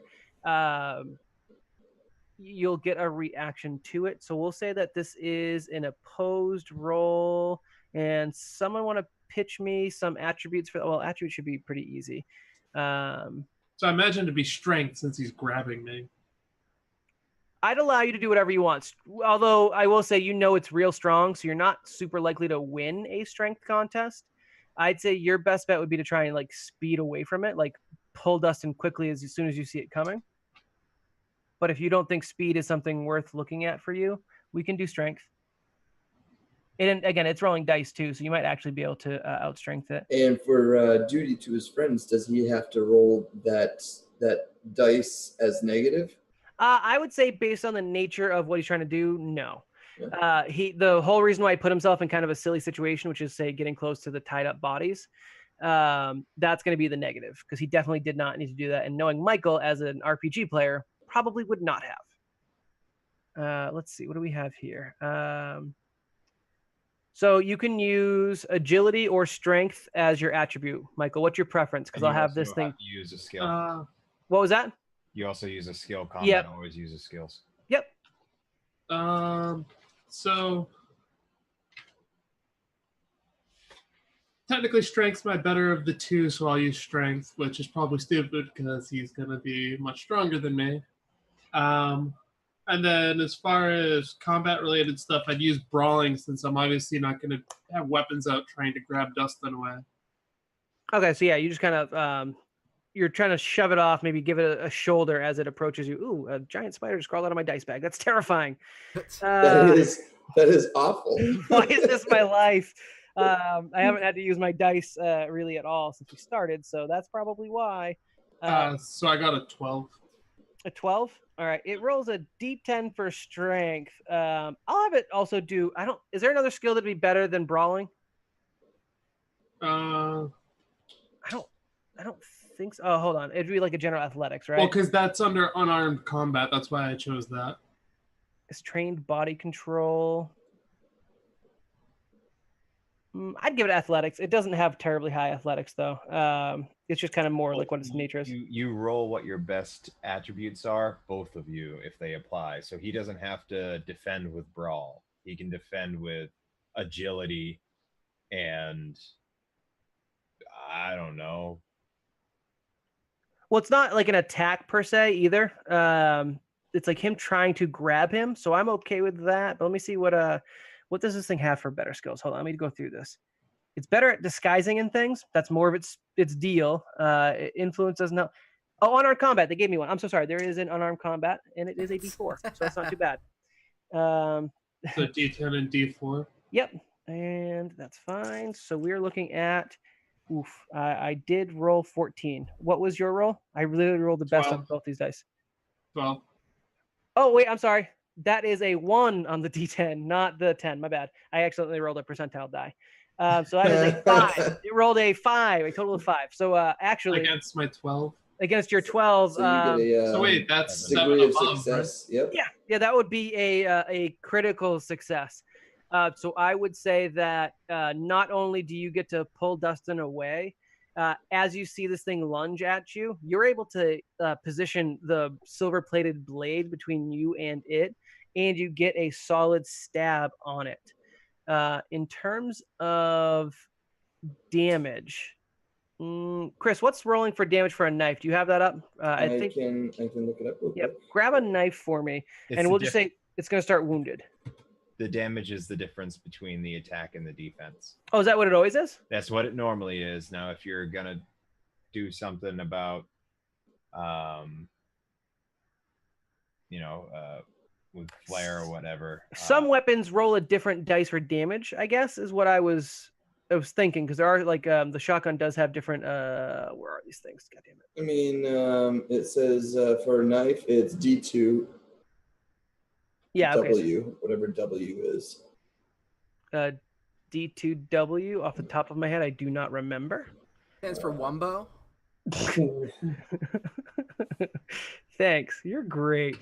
Wounding. Right? Oh, okay. Maybe. If the attack has a damage die, such as when a weapon is used, roll that and apply it in addition to the basic damage. Armor, if any, then reduces the damage. So Okay. You take your difference, you add the weapon die, whatever the weapon die is. So D2. Now, since it's silver plated, you might want to pop it up a couple of dice. I'd give it a D4. All right. All right. So throw a D4 on top of that, and the difference between I 5. got Nice. 4. Nice. Okay, so what's the total? What was your total roll? 7 plus 4, 11. Did you already do the difference, Christopher? Is that what's the? Is that the difference? 7, I think it Yeah, was, right? because I was 7 over already because I got the critical success plus the 4 more. And now there's a section on extraordinary success and damage. Yep. If an attack results in a extraordinary success, the victim makes an average endurance, which is vitality plus willpower roll. Success means nothing unusual happens. If he fails, the victim takes the damage and an additional effect based on the type of damage inflicted. Okay, so it's wound. So it's vitality and what was the other die? Will? Resistance. Oh, resistance. I Or don't is have. that- Yeah, no, Pat. Can you reread that? Vitality and what? Vitality and willpower. Vitality and willpower. It is resistance, right? What? Isn't that what resistance is? Yeah. So just. When you put those both together, how do you determine your resistance? Maybe. I'm not sure. I'll roll those both for it. Did it tell me what I have to succeed on? What the check was? Oh, it doesn't matter. I rolled a 3. That's awful. It has a D10 in vitality, and I just rolled another 1. So, if it fails, then it takes the damage, the 11 points of damage. In addition, it will get a additional attribute. In this case, the weapon die, did it have a letter after it, like D6W or something? It does have a W. Yep. And that would be a wound, I think. The victim suffers a serious injury without successful treatment. He starts bleeding, and then page 92 has the additional details. Okay, I can more say that it's not going to be a wound that regenerates, which is useful for you guys for now. So Michael, what was your total attack roll? I'm still trying to suss out the damage. So what was it? It was 11. 11 more than your 5 that you would have reduced it by. Okay, and then you added the full D4 to that? No, that was including. That was after. Okay, so 11 damage is what we got. Okay, 11 damage to this thing with this really well-placed knife, and you do pull Dustin away. And I'm trying to find what health is determined from, because I have its attributes. How do you guys get your wound threshold? I think it's willpower plus vitality for life points. Okay. Or is it vitality It is. twice? It's I think it's willpower and vitality because Willpower and vitality. Okay. I have an 8 in pretty much everything, and I have 4 vitality and 4 willpower. It's the only way I would have gotten 18 out of my attributes. It's that. Okay. Resistance is the double vitality. All right. So this knife, in terms of where it is, and you kind of leave it lodged in as you kind of pull away. So I'm going to say you are knifeless for this, just because of how the wound's going to work. It seems you stabbed him like as close to its heart as you possibly could have, but it's still moving. So you didn't quite puncture it enough. But you've left a silver-plated blade in this copy of Steve's chest as it rips itself away with its inhuman strength from the tape it had loosely tied around itself. It had hoped, and you kind of see this as it was reaching for you, it was going for your shotgun. You were actually its primary target because of the shotgun weapon. However, as you like pull Dustin away and leave your blade in its chest, it falls back, like kind of stunned from the wound, and it's now laying on the ground, in full view of both Steve and Ashley with their guns or blades. Chris and Ashley. Chris, what do you do? Well, as it's going down, I'm gonna go at it too. Just like hop all over it with my knife. I'm gonna go ahead and give it to you then, Chris, because it has 1 HP left. Wow. Jeez. So you're supposed to. Monsters don't take damage the same way you guys do. You guys do stun and wounds. Is that what it is? Yeah. The way this attack went through, it wouldn't have done any stun anyways, to be honest with you. But normally you split them between the two. But because you got that W, it kind of goes through, I think is what the difference is. Damage is interesting, but also monsters don't really get affected from stun when they are like the shapeshifter. But because of the nature of the critical success, the stupid ploy the thing did to try and kind of get you guys pulled in. Chris just like seeing like Michael successfully pull Dustin away, having an actual target in this thing that, you know, is kind of like convulsing as it's got silver entering its bloodstream. Yeah, I'll say because of my asset split second time, and I saw an opening and I went for it. Okay. I'm going to say that like your knife goes in and you just try to like stab it. More so you fall on Michael's knife, like to help, and you just push it all the way. That's fine. Well, your knife goes into an eye socket. I'm pretty lucky. You're an eye socket kind of guy. And basically you nail it. It stops moving almost immediately. And its skin, after a few seconds of you like trying to pull yourself away, realizing that, oh wait, it's not fighting me back. Its skin begins to like liquefy and melt away off of the bones. I vomit immediately. It pools against the other Steven, the real Steven, and like coats into his hair and along his clothing so that he's gonna have some residue when you guys pull him away. Steve, don't freak out. Don't freak out. I'm gonna take up the tape off your body, but I'm not gonna take it off your eyes just yet. Steve is not coherent yet. You're able to get them up. Probably best. Yeah. But they're slurring, they're drooling. They appear to be, from what little you've interacted with them as you're kind of pulling them up and getting them up, they appear to be drugged. Ashley, just in case, pull out your phone and check them. You're going to have to pull the tape off their eyes. I will. Okay, so as you rip the tape off, their eyes are both unfocused, but again, they are alive and mostly well. She quickly flashes her phone over their eyes, and there is no retinal flare. So you guys are good to go. Let's immediately start bringing him out of the cave. Yeah. Okay, you guys aren't going to stick around and search the cave? I I would mean, be more concerned with getting my friends to safety. true. Well, actually, But it might be a What good were idea to the- check. yeah. I guess while we're kind of undoing them and trying to jimmy up something to kind of drag them out with, I'm gonna take a look at like the other mounds of skin that we saw. Yep.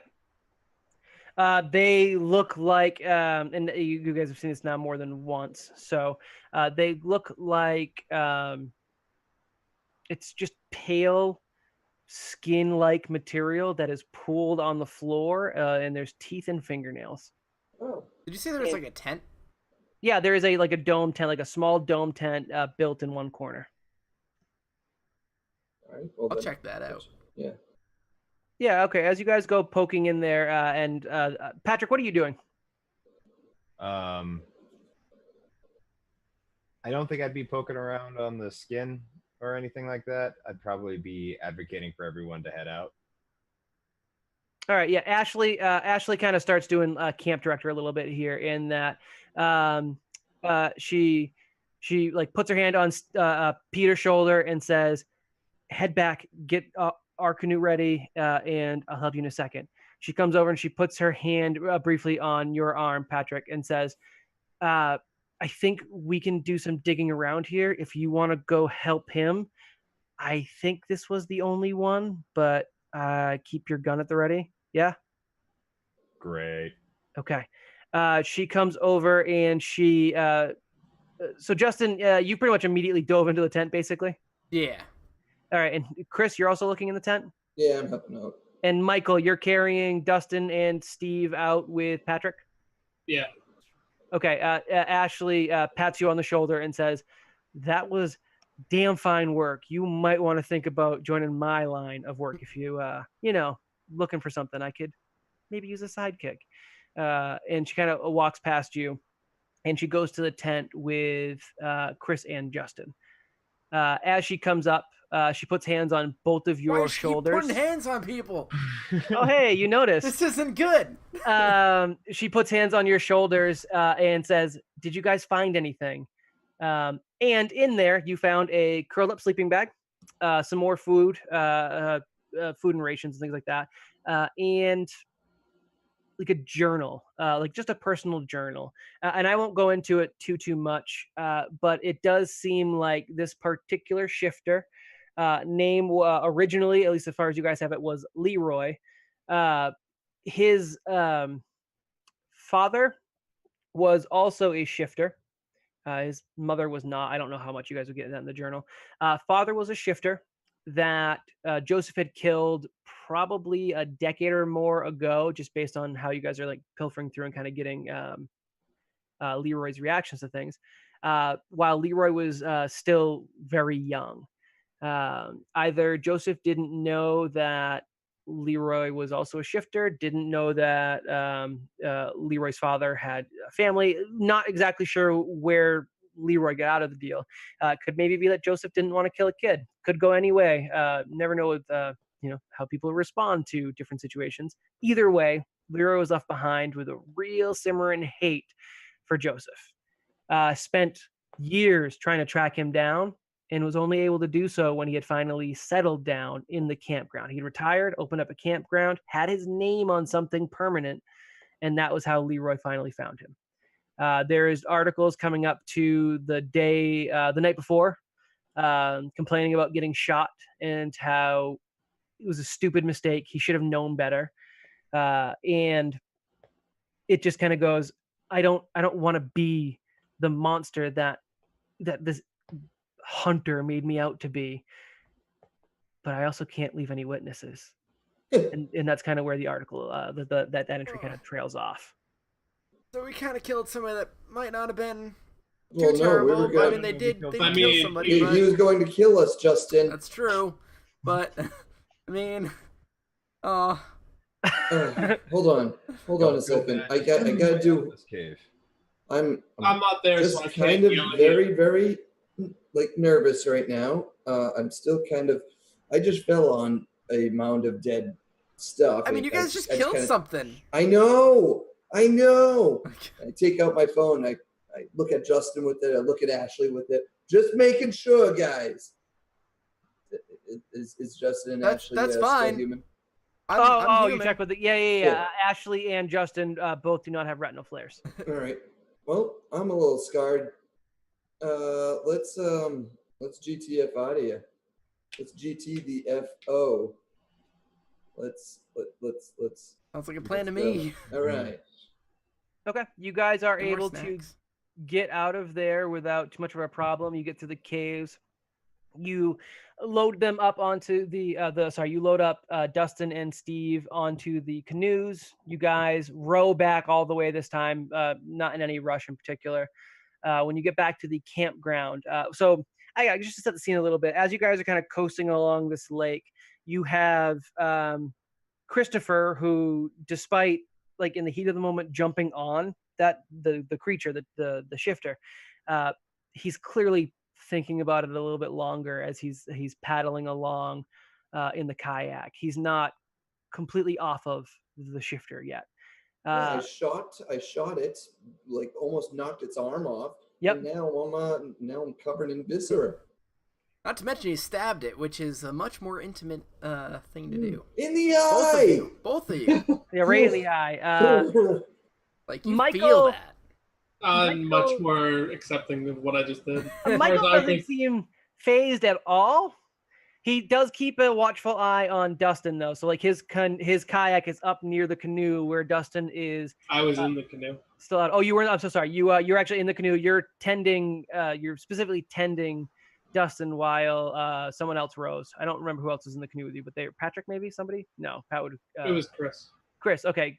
Chris looking, unhappy. I have the 1,000-yard stare. You have taken over the paddle duty while Michael watches Dustin. Steve can be with Peter and Ashley. The campground around you, idyllic. It is a perfect sunny day. The sun is coming up over the mountain. You hear birds throughout the area, just singing songs that in any other day would have been the reason why you came somewhere so secluded to drink and play board games. But guys, none of you, I knew we should have went to New Hampshire. none of you leave that cave feeling the sunlight on your skin yet. And as you guys get to the other side of the lake, the campground hasn't been disturbed. Your traps are where you left them, unset or undisturbed. Justin, dutifully goes and checks the tape on the cabin. It's been undisturbed. No dust particles have collected under it. It hasn't ripped off the door. Like, it seems like you guys did the thing that you needed to do. Now you just need to figure out how to get the hell out of the ravine. But with some time and the rock climbing equipment, you're able to. Before that happens, however, Ashley gathers you all around the stone man.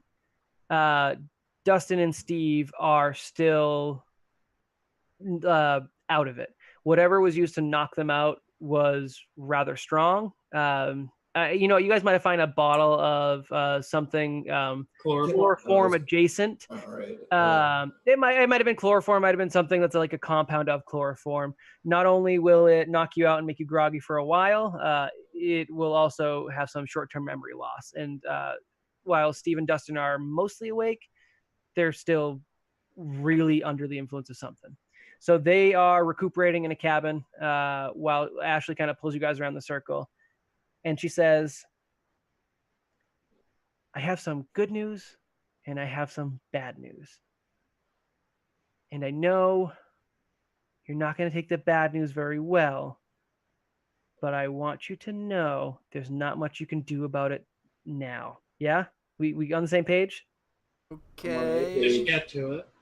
I'll say Peter is monitoring the comatose Steve and Dustin, just so you guys are just the party is basically who I'm talking to in this one. You guys all kept your wits pretty well in a difficult situation. You took on a hunter's role with pretty much decent speed. didn't get any of yourselves killed or even really wounded, barring the, the two from the cave. I just want to say, like, the good news is you did good and you did something good here today. That shifter, even if this was just a grudge, it would have eventually developed more grudges or more desires that are based out of the unnatural abilities it had. You guys did the right thing.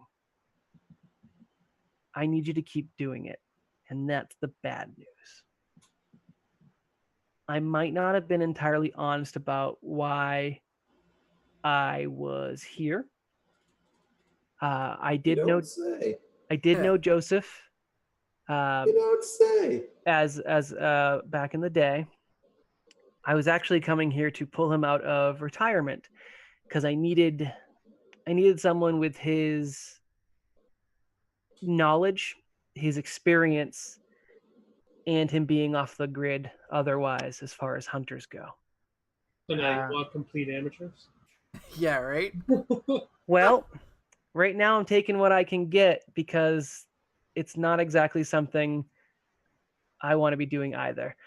She pulls out of one of her pockets the witch's charm that you guys had found specifically Chris had pulled from a tree in the forest. I knew it.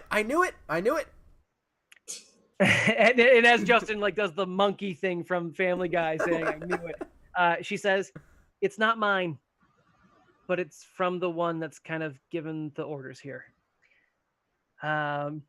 While Joseph did sometimes tell scary witch stories to keep people on their toes in his campground for the theme, I put this one in the woods. I was expecting Joseph to come clean it up and touch it, interact with it. Instead, you did. She points at Christopher. And so did all of you last night when I touched you with it. She points at Patrick and Justin and Michael. Yeah, she got you, Michael, when she did the good game, Pat. You guys are all mildly influenced by the thing that's controlling me. It's a witch. It's true enough. Not the witch from this area. That's, again, old story. I'm a bit cursed because I gotta do what she says. Just a bit cursed. You don't say. So you just a bit cursed us? Yeah, I just a bit cursed you. I need you guys to use Joseph's materials. He's got a truck out past the ravine that I'm sure has got more materials than he kept on the cabin. Maybe he's got some other storehouses you can find by going through his computer. I can stay for a little bit and get you trained up if you want me, although I suspect you don't. Well, I'll take anything. In nerd culture, that was considered a dick move. I'm pretty sure that was a dick move in any culture. I mean, I don't know what regular society is. I really haven't told you the worst part. Oh, there's more. Oh. The gift that keeps on giving. You have to hunt the monsters because that's what the witch wants. She wants whatever parts you guys can bring. So that werewolf I mentioned, I took a claw. Do we have to go grab the mound of skin we left? No, cave? I got some from when it. I got one of its bones that had completely melted away. So wait, why did you have to curse us though? Why did you have to do that? Justin, it's because she's a dick. Yeah, didn't we establish this in episode 1?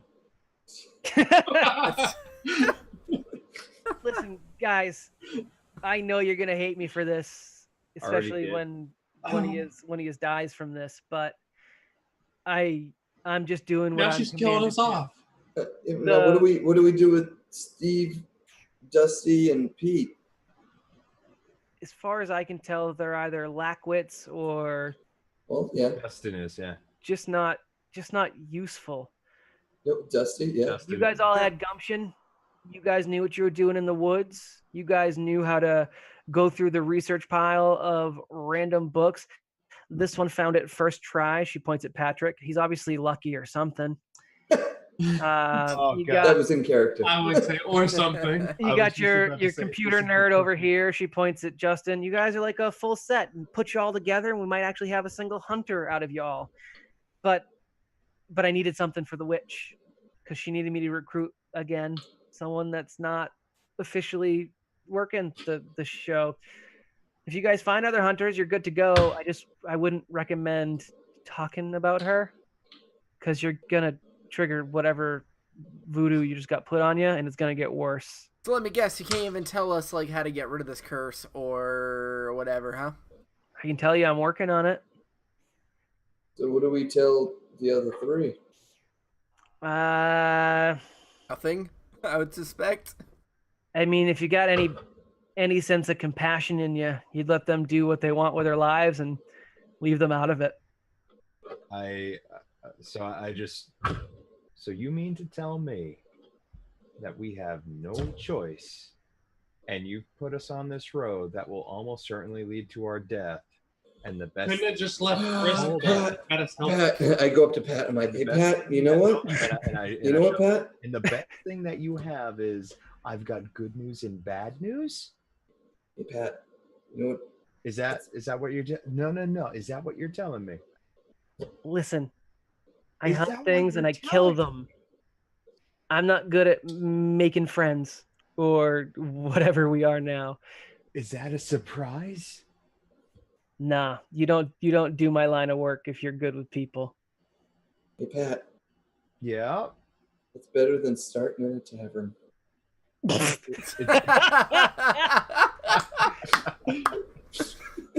That was good. Listen, as much as I can say, if we can find any information about the witch which has us, or can encounter the witch, we might be.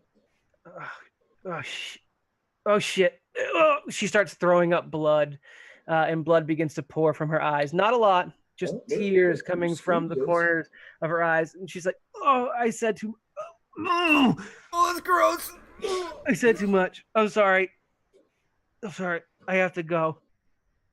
Wait, where the hell do you think you're going? You're not gonna help like train us or anything? Where the hell are we going? How are we supposed to know what to do? I gotta go back because if I don't, she's not gonna stop this, and I'm gonna bleed to death. All right, give us your contact Doesn't information. bother then. me that What's much. what's your email address? Yeah. What's your email address? Are you on Skype?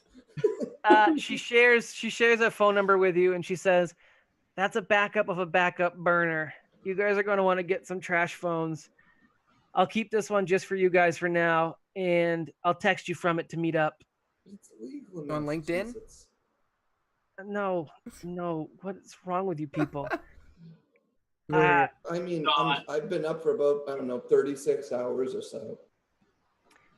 I'm gonna go off in the woods, and you're not gonna see me again. Like the dog you are. Maybe Again. if that's what she wants, that could be.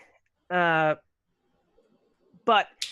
you guys figure out how you can get out of here. Joseph might have had some kind of, I don't know. If you can get his internet working again or his power working again, it might be easier than trying to scale those rocks. I'm just saying. But I gotta go. You do realize that there's no exit for you. Not the normal exit. Nope. This person that I'm not gonna talk about anymore. She's a lot stronger than it sounds. I don't know that she's really a witch at all. So is that a normal thing? You hunters just making innocent people be your patsies? Unfortunately, more often than it sounds, yeah. You'll figure it out. Don't worry about it. I'll be in touch if I can. Don't worry. And she starts to stumble off into the woods. She's still like bleeding out of her eyes. She stopped throwing up the blood, but the trail of blood from her eyes is continuing, as in like as if she had an open wound. Does anyone follow her into the woods? No. Yeah. Yeah, just gonna. Yeah, I'm pissed. Yeah. Okay. Yeah. She walks for probably call it an hour. She gets what would that be? A couple miles into the woods. Then she finds a relatively open clearing. You guys kind of stay behind so that you're not being obvious. Although she's kind of having a hard time seeing. She gets down on her knees. She draws something into the dirt with her finger. She's about to die. And she kind of smears her hand across her face and touches the thing that she drew into the dirt, and she disappears from view. Oh, now I'm delirious. I'm going to bed. Well, if I wasn't convinced yet, I mean, there it is. You guys. Maybe this is just a collective dream. The back of my pants are now lumpy. Ew. As you guys approach the center in the clearing, the symbol she drew looks like a bisected star in 3 pieces with ornate text. It could be Celtic, it could be Arabic. It's hard to tell just based on the nature of being scribbled into the dirt and smeared with blood and mud at this point. Does that say Novus Ordo? It might. You know what? It looks close. Text going around, and you guys maybe someone takes a picture of it with their phone, so you guys have it for later. Oh yeah. Does anyone touch it? Nope. Yeah. Nope. Chris kind of leans down. He just touches it, tentatively, looking at his hand, looking to the dirt. As he touches it, his blood comes away sticky with fresh blood and dirt. He doesn't go anywhere. Wait! I come away blood. You take your hand away from the dirt where she had touched the star and she had wiped her own blood and sweat against. So your hand comes away sticky and gross, ew. I wipe it on Pat. But you don't go anywhere. I don't think Patrick's anywhere near you right now. Just a guess. Yeah. Just a guess. Hey, Pat, come here. He's got blood on him. I'm not anywhere near him. He's a dick. He's a dick. He's a known dick. All right. I would actually run over to Pat. I'm faster than you. Run through the woods, basically, to avoid each other. I will say you guys do find it easier to get the internet going. Get a call out to the police about. You know what? I'm sorry. Let me ask how you guys would do this, because there's a dead body. You have to. Yeah, I was gonna say, how do we deal with this dead body? How do you guys get out of there? Do you want to try and set up the internet and get contact out? Because you guys see that you guys could do it with just a replacement of a couple pieces in a generator and get it going again, like his power generator. What's going on with Steve, Dustin, and Peter? You eventually get them all woken up. They ask where Ashley went. Well, what do they remember? Peter asked where Ashley went. Hey, Pete. Yeah. You know what we saw last night. I mean, kind of. I was over your shoulders for most of it, but yeah. Well, it's not normal. Yes, we can agree with that. Yeah, it's not a normal thing and not a non-normal occurrence. I mean, I'm sure there's an explanation for it. All right, I'm done. Never mind. I grab Mike and I say, help me burn this. We need to burn this. Are you talking about the cabin? No, I'm talking about the no, body. Actually, that might be a good idea. Just cabin. Not a terrible idea. Basically, No. Pete, she's Well, sick. we wanna She went keep all away. the She's sick. No, get a campfire going somewhere away from the guys who don't know anything. You guys can have done this before you got them fully awake and ready to go. That's fine. I don't mind jumping around for that. My thought process is you burn the cabin, that brings in investigation into arson. They find anything that links it to us, we're now wanted for murder. Yeah, first thing I'm going to do is try to find any ledgers or whatever of people that have stayed at the cabin and Besides, we want those books. destroy it.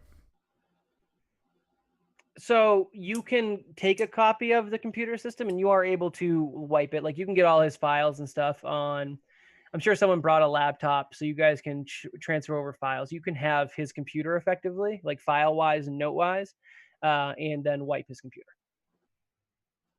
I'd also want to take as many of the books, the handwritten books, as possible. Yeah, you guys have car. Well, depending on how you guys are actually planning on leaving, that could be more difficult than not. Well, we do have his truck too. Well, so right now you guys are still trapped in the ravine. I guess I'm asking is, are you going to try and get outside help, or are you planning on climbing? Let's planning talk on to Nikki G. Yeah. Should be our You first. have to get the internet going first. Is that what you're doing? I thought that's what we you did. got the internet going. Yeah, Well, you said no, we that did. was before you guys realized there was a dead body. Oh. So I wasn't Um, sure if you guys wanted to just ignore trying to get outside help and like bounce. That way would probably draw less. My stated suggestion was burn the body and all the grossness. And then my second question for the DM is, would she have explained to us the hunter's funeral? No. She would not have had time for the hunter's funeral whatsoever. Okay. Because I'd probably... Yeah. I don't know. Just gonna burn him? Does anyone have any arguments with burning him? No.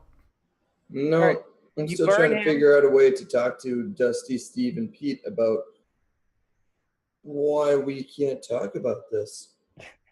You burn him. Hmm. You burn all the skin piles and teeth and toenails you can find because they all have your DNA. And otherwise you leave the campground untouched.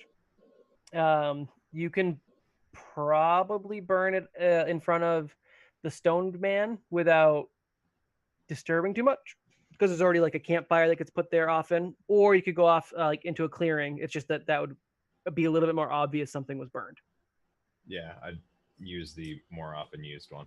Okay. Yeah. So you guys you do a little bonfire. Maybe you do some, fond farewells to this dude you didn't know, but you're kind of taking his place now. Scatter the ashes into the pond. Yeah, I was gonna say put anything that doesn't fully burn up into pond. Sure. Sounds good. Yeah. So you guys are pretty good at hiding dead bodies. So I'm glad you guys have practiced that. I mean, I was spending the entire time looking for a pig, so. To eat the body, gross. We can't call for outside help because there's gunshot, like broken doors and stuff like that. Also true. Yeah, there's definitely signs of a struggle. You guys aren't probably going to be able to get rid of that. You can destroy the computer. It's a way where the data won't be recoverable as to like you guys physically being the ones that were there. You guys didn't get a chance to go into town. That was an option for an earlier night. You guys could have gone into town to try and seek help. So you guys didn't like buy anything, or so there's like really no knowledge that you guys are there outside of like good because I know at least two of us have memorable. Yeah. So I'll say that like you guys are pretty much undisturbed based on the options that I had laid out for you. The question is now, how do you get out of the ravine? Like, what's your plan of attack there? And then we can attack how you guys handle Dustin and Steve and potentially Peter. So after getting the internet up, I believe we were going to try to contact Nick. I threaten I'm going to beat his ass multiple times. The whole entire conversation is me threatening to beat his ass. And not in a good way. No, not in a good way. I'm going to play nice cop with Nick. I'm going to be like, just let us know what we need to know. And how does it feel to know you nearly got all your friends killed? But yeah, I asked him to come and help us out. Nick will talk about it. It's like, guys, I don't really do this stuff. I just coordinate. Like, I'm the guy in the chair, So, someone. I might be able to call another hunter that can help you guys out. Yes, please. All right. It'll be a while before they get there. Just send someone. All right. I'll see who I've got in the area. You guys hang tight, and I'm like really sorry, guys. Beating. What? In for an ass beating? Yeah, whatever's fair. Joseph was retired. I got you guys a really great discount. I'm so sorry. You were laughing at us? I mean, Your sandwich fell on the floor, but don't worry, I knocked off 10%. You're the last guys I would imagine to be talking to on this channel. I'm shocked. Might be kind of cool. Like, I get it. It's not like your fault or anything. You weren't the one that No, it's just all his fault. You're not the one that sent a friggin' shapeshifter after Joseph or anything, but like... Nick, why'd you have to leave Never Split the Party? God damn it. Seriously, you could have been streaming with us. Yeah. I'll send someone, guys. I gotta go stream. Bye. It is 8 o'clock, huh? He shuts down the stream for Awesomeness Dude at night. And if you guys end up watching, he'll be on Awesomeness Dude instead. But what he does is he puts in a call. It's gonna be, you get a text from Nick, because once you guys have the internet going, your phones can connect to the Wi-Fi. You get a text from Nick saying it's gonna be another day until they can get there, but they think they can help you out with like getting out of there.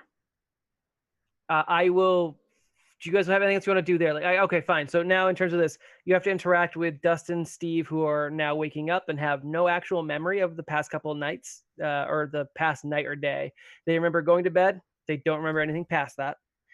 And Peter, who does know a little bit more, but he helped us research. It was a really crazy night. That's it. That like they got super smashed. Like Dustin was like pot on head smashed. Is that what we should tell him, guys? I mean, and because they believe anything else, we just burn the evidence. True. Blackout drunk's an option. I think that's pretty much the easiest way to do it. The only way we can do it. Okay, blackout drunk is what you got for What them. we actually thought was a bear. Well, it was there. Again, Peter's not going to be bought off by the blackout drunk story. That's one story for them. Peter knows what went down, but like a normal person wants nothing to do with it. Like done. Like get out of here. Don't want to be. Well, then if that's the case, I can easily do this. Hey, Pete. You know, in like some TV shows and movies, they say that it's like some sort of thing that happens, and you can't actually talk about it, or else you'll die. Yeah. Just pretend that's what's going on. I grab a bottle of whiskey and I disappear into one of the cabins. Or instead of dying, how about nobody would ever believe you? Hey, Patrick, which cabin? 3. The one that was untouched. 3? Yeah. It's nice and clean. There's nothing in there. You guys are good. Oh. I get drunk and I go to bed. Okay. 10 in the morning. So Peter's like, yeah, I think it's probably best if we don't talk about this again. Like, no harm, no foul. Agreed. I'm assuming you took care of the situation in in Joe's cabin. Yeah. Yep. Great. I don't even know you guys. Let's get out of here. Cool. Well, we gotta wait for help to come get out, but you know. You guys got a message out? Yeah. Nick's on it.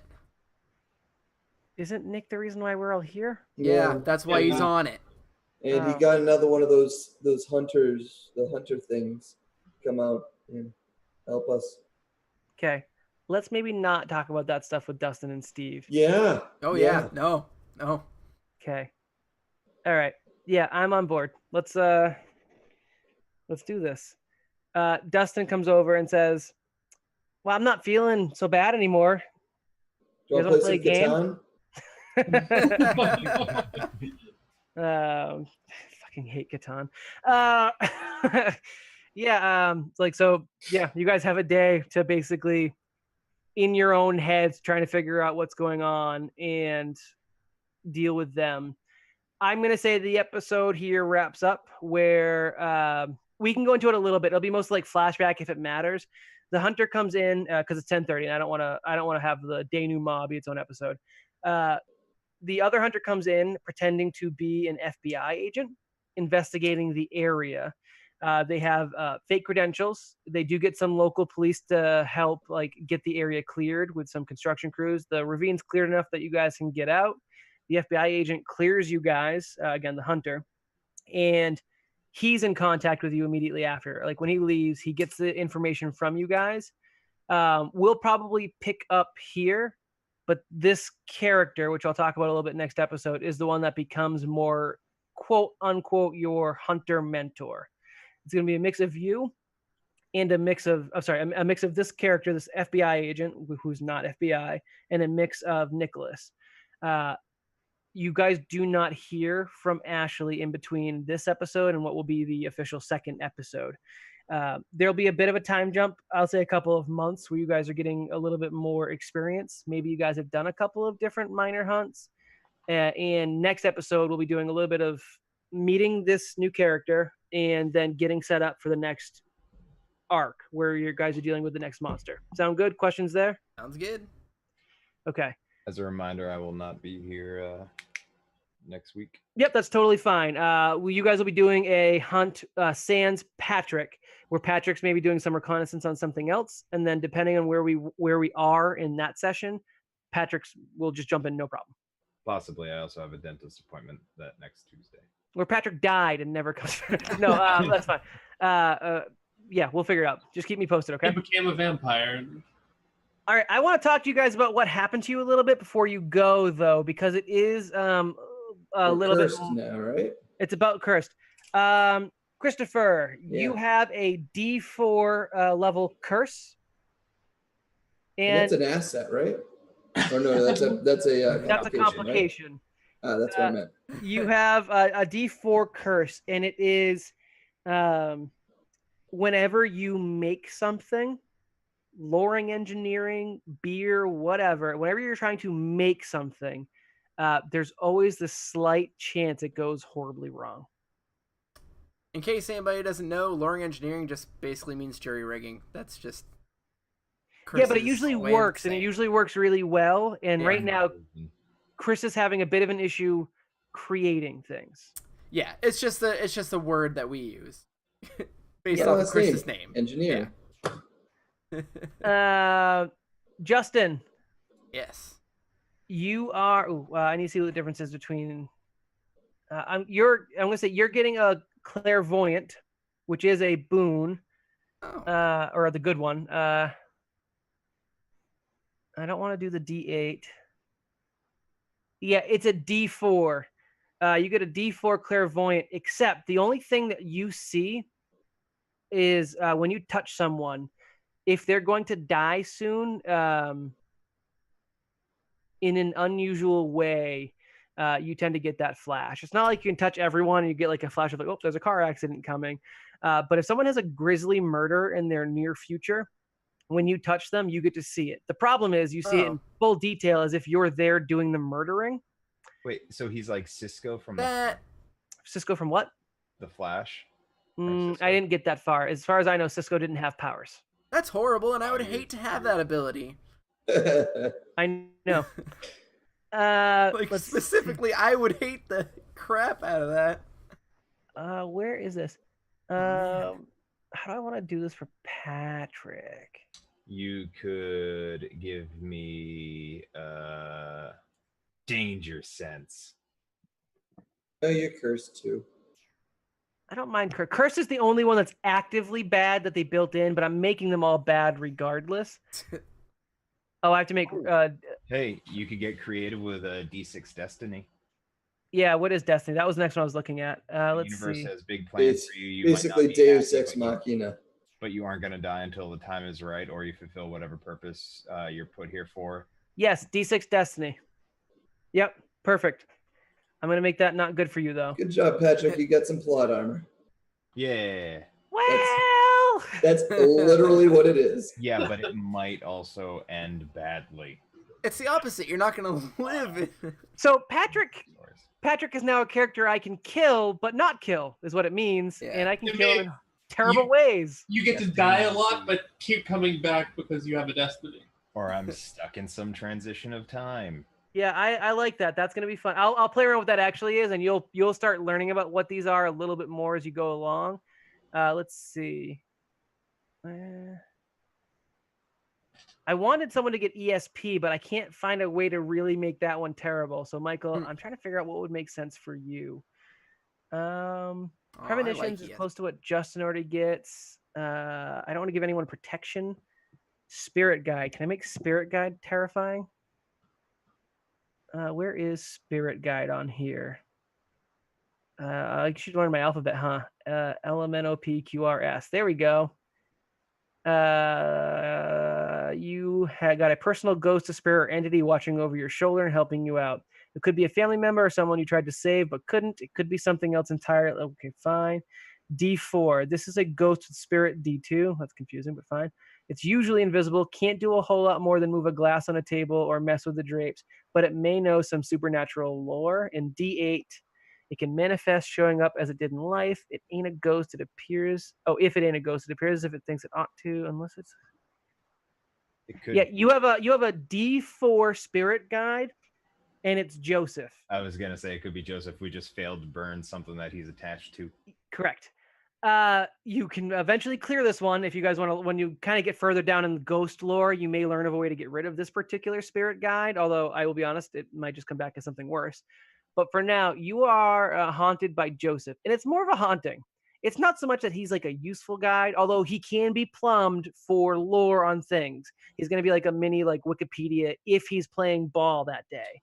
But more so, like whenever you're masturbating, he like says, that's all you're working with, and like really awful things when you wouldn't want someone in the room watching you and able to interact with you. That's where Joseph is, and he is petty as hell. So this may come into play like where we'll have like a random Joseph over, like a voiceover where he comes into play. But yeah, he's you're never alone anymore, Michael, is kind of like the worst part of it for me. Like for me, that's the worst. A month later, he's just devil, and his hand is his arm is significantly smaller than it once was. He goes down a full dice in strength. All right, it's not just masturbation jokes. I'm just trying to like underline like the most awkward. No, it is. Too late. It's been said. Yep, that's canonical. That's all he does, literally. That's all he does. Congratulations, you got a dick ghost. Oh man, if only Joseph were here to give us some knowledge. Hold on. Dude, Mike, really? All right. I mean, I know you're jealous, Joseph. He's not manifesting when he masturbates. I'm not making that canonical. Joke's on you, Joseph. I like it when you watch. No, it happens. I'm just saying that's not how he summons him. That's just an example. You disgusting bastard. What? That's his fetish. We never see him again.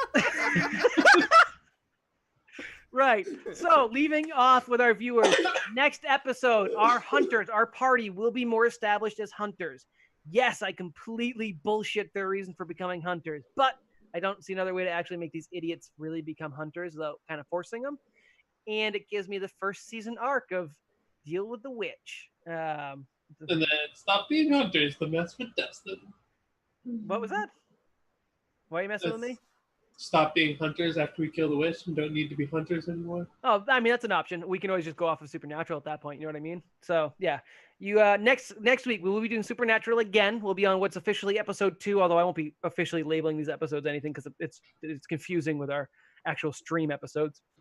I expect most of these mini arcs to take an episode or 2 or a stream or 2, maybe 3. These are going to be pretty quick resolution missions, which is kind of why I wanted to do it. It's a little bit more episodic and should be a little bit more fun. And I'll bleed in some of the backstory as to like your time spent with this character I haven't officially introduced because I want to give some more time to it. Before I give the send off and we join the after party, do my new hunters have any questions for me or things they want to wrap up with? Sorry, I basically one-shotted your big bad of this episode. I didn't realize how little health things had. I probably shouldn't have let you get the attack off because you weren't making an attack. But I'm also not mad that I had more time to deal with Ashley's bullshit. Gaius?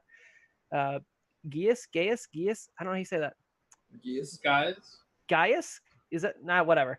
The compulsion that was put on you via Ashley It wasn't going to be quite as ham-fisted if you guys had that combat go longer with her touching you guys all very clearly that Justin picked up on. But oh well, it happened. Great. So if you guys have nothing else, we're going to jump into the after party where we talk about the episode. We hang out in the Twitch chat, and we'll be here till about 11-ish.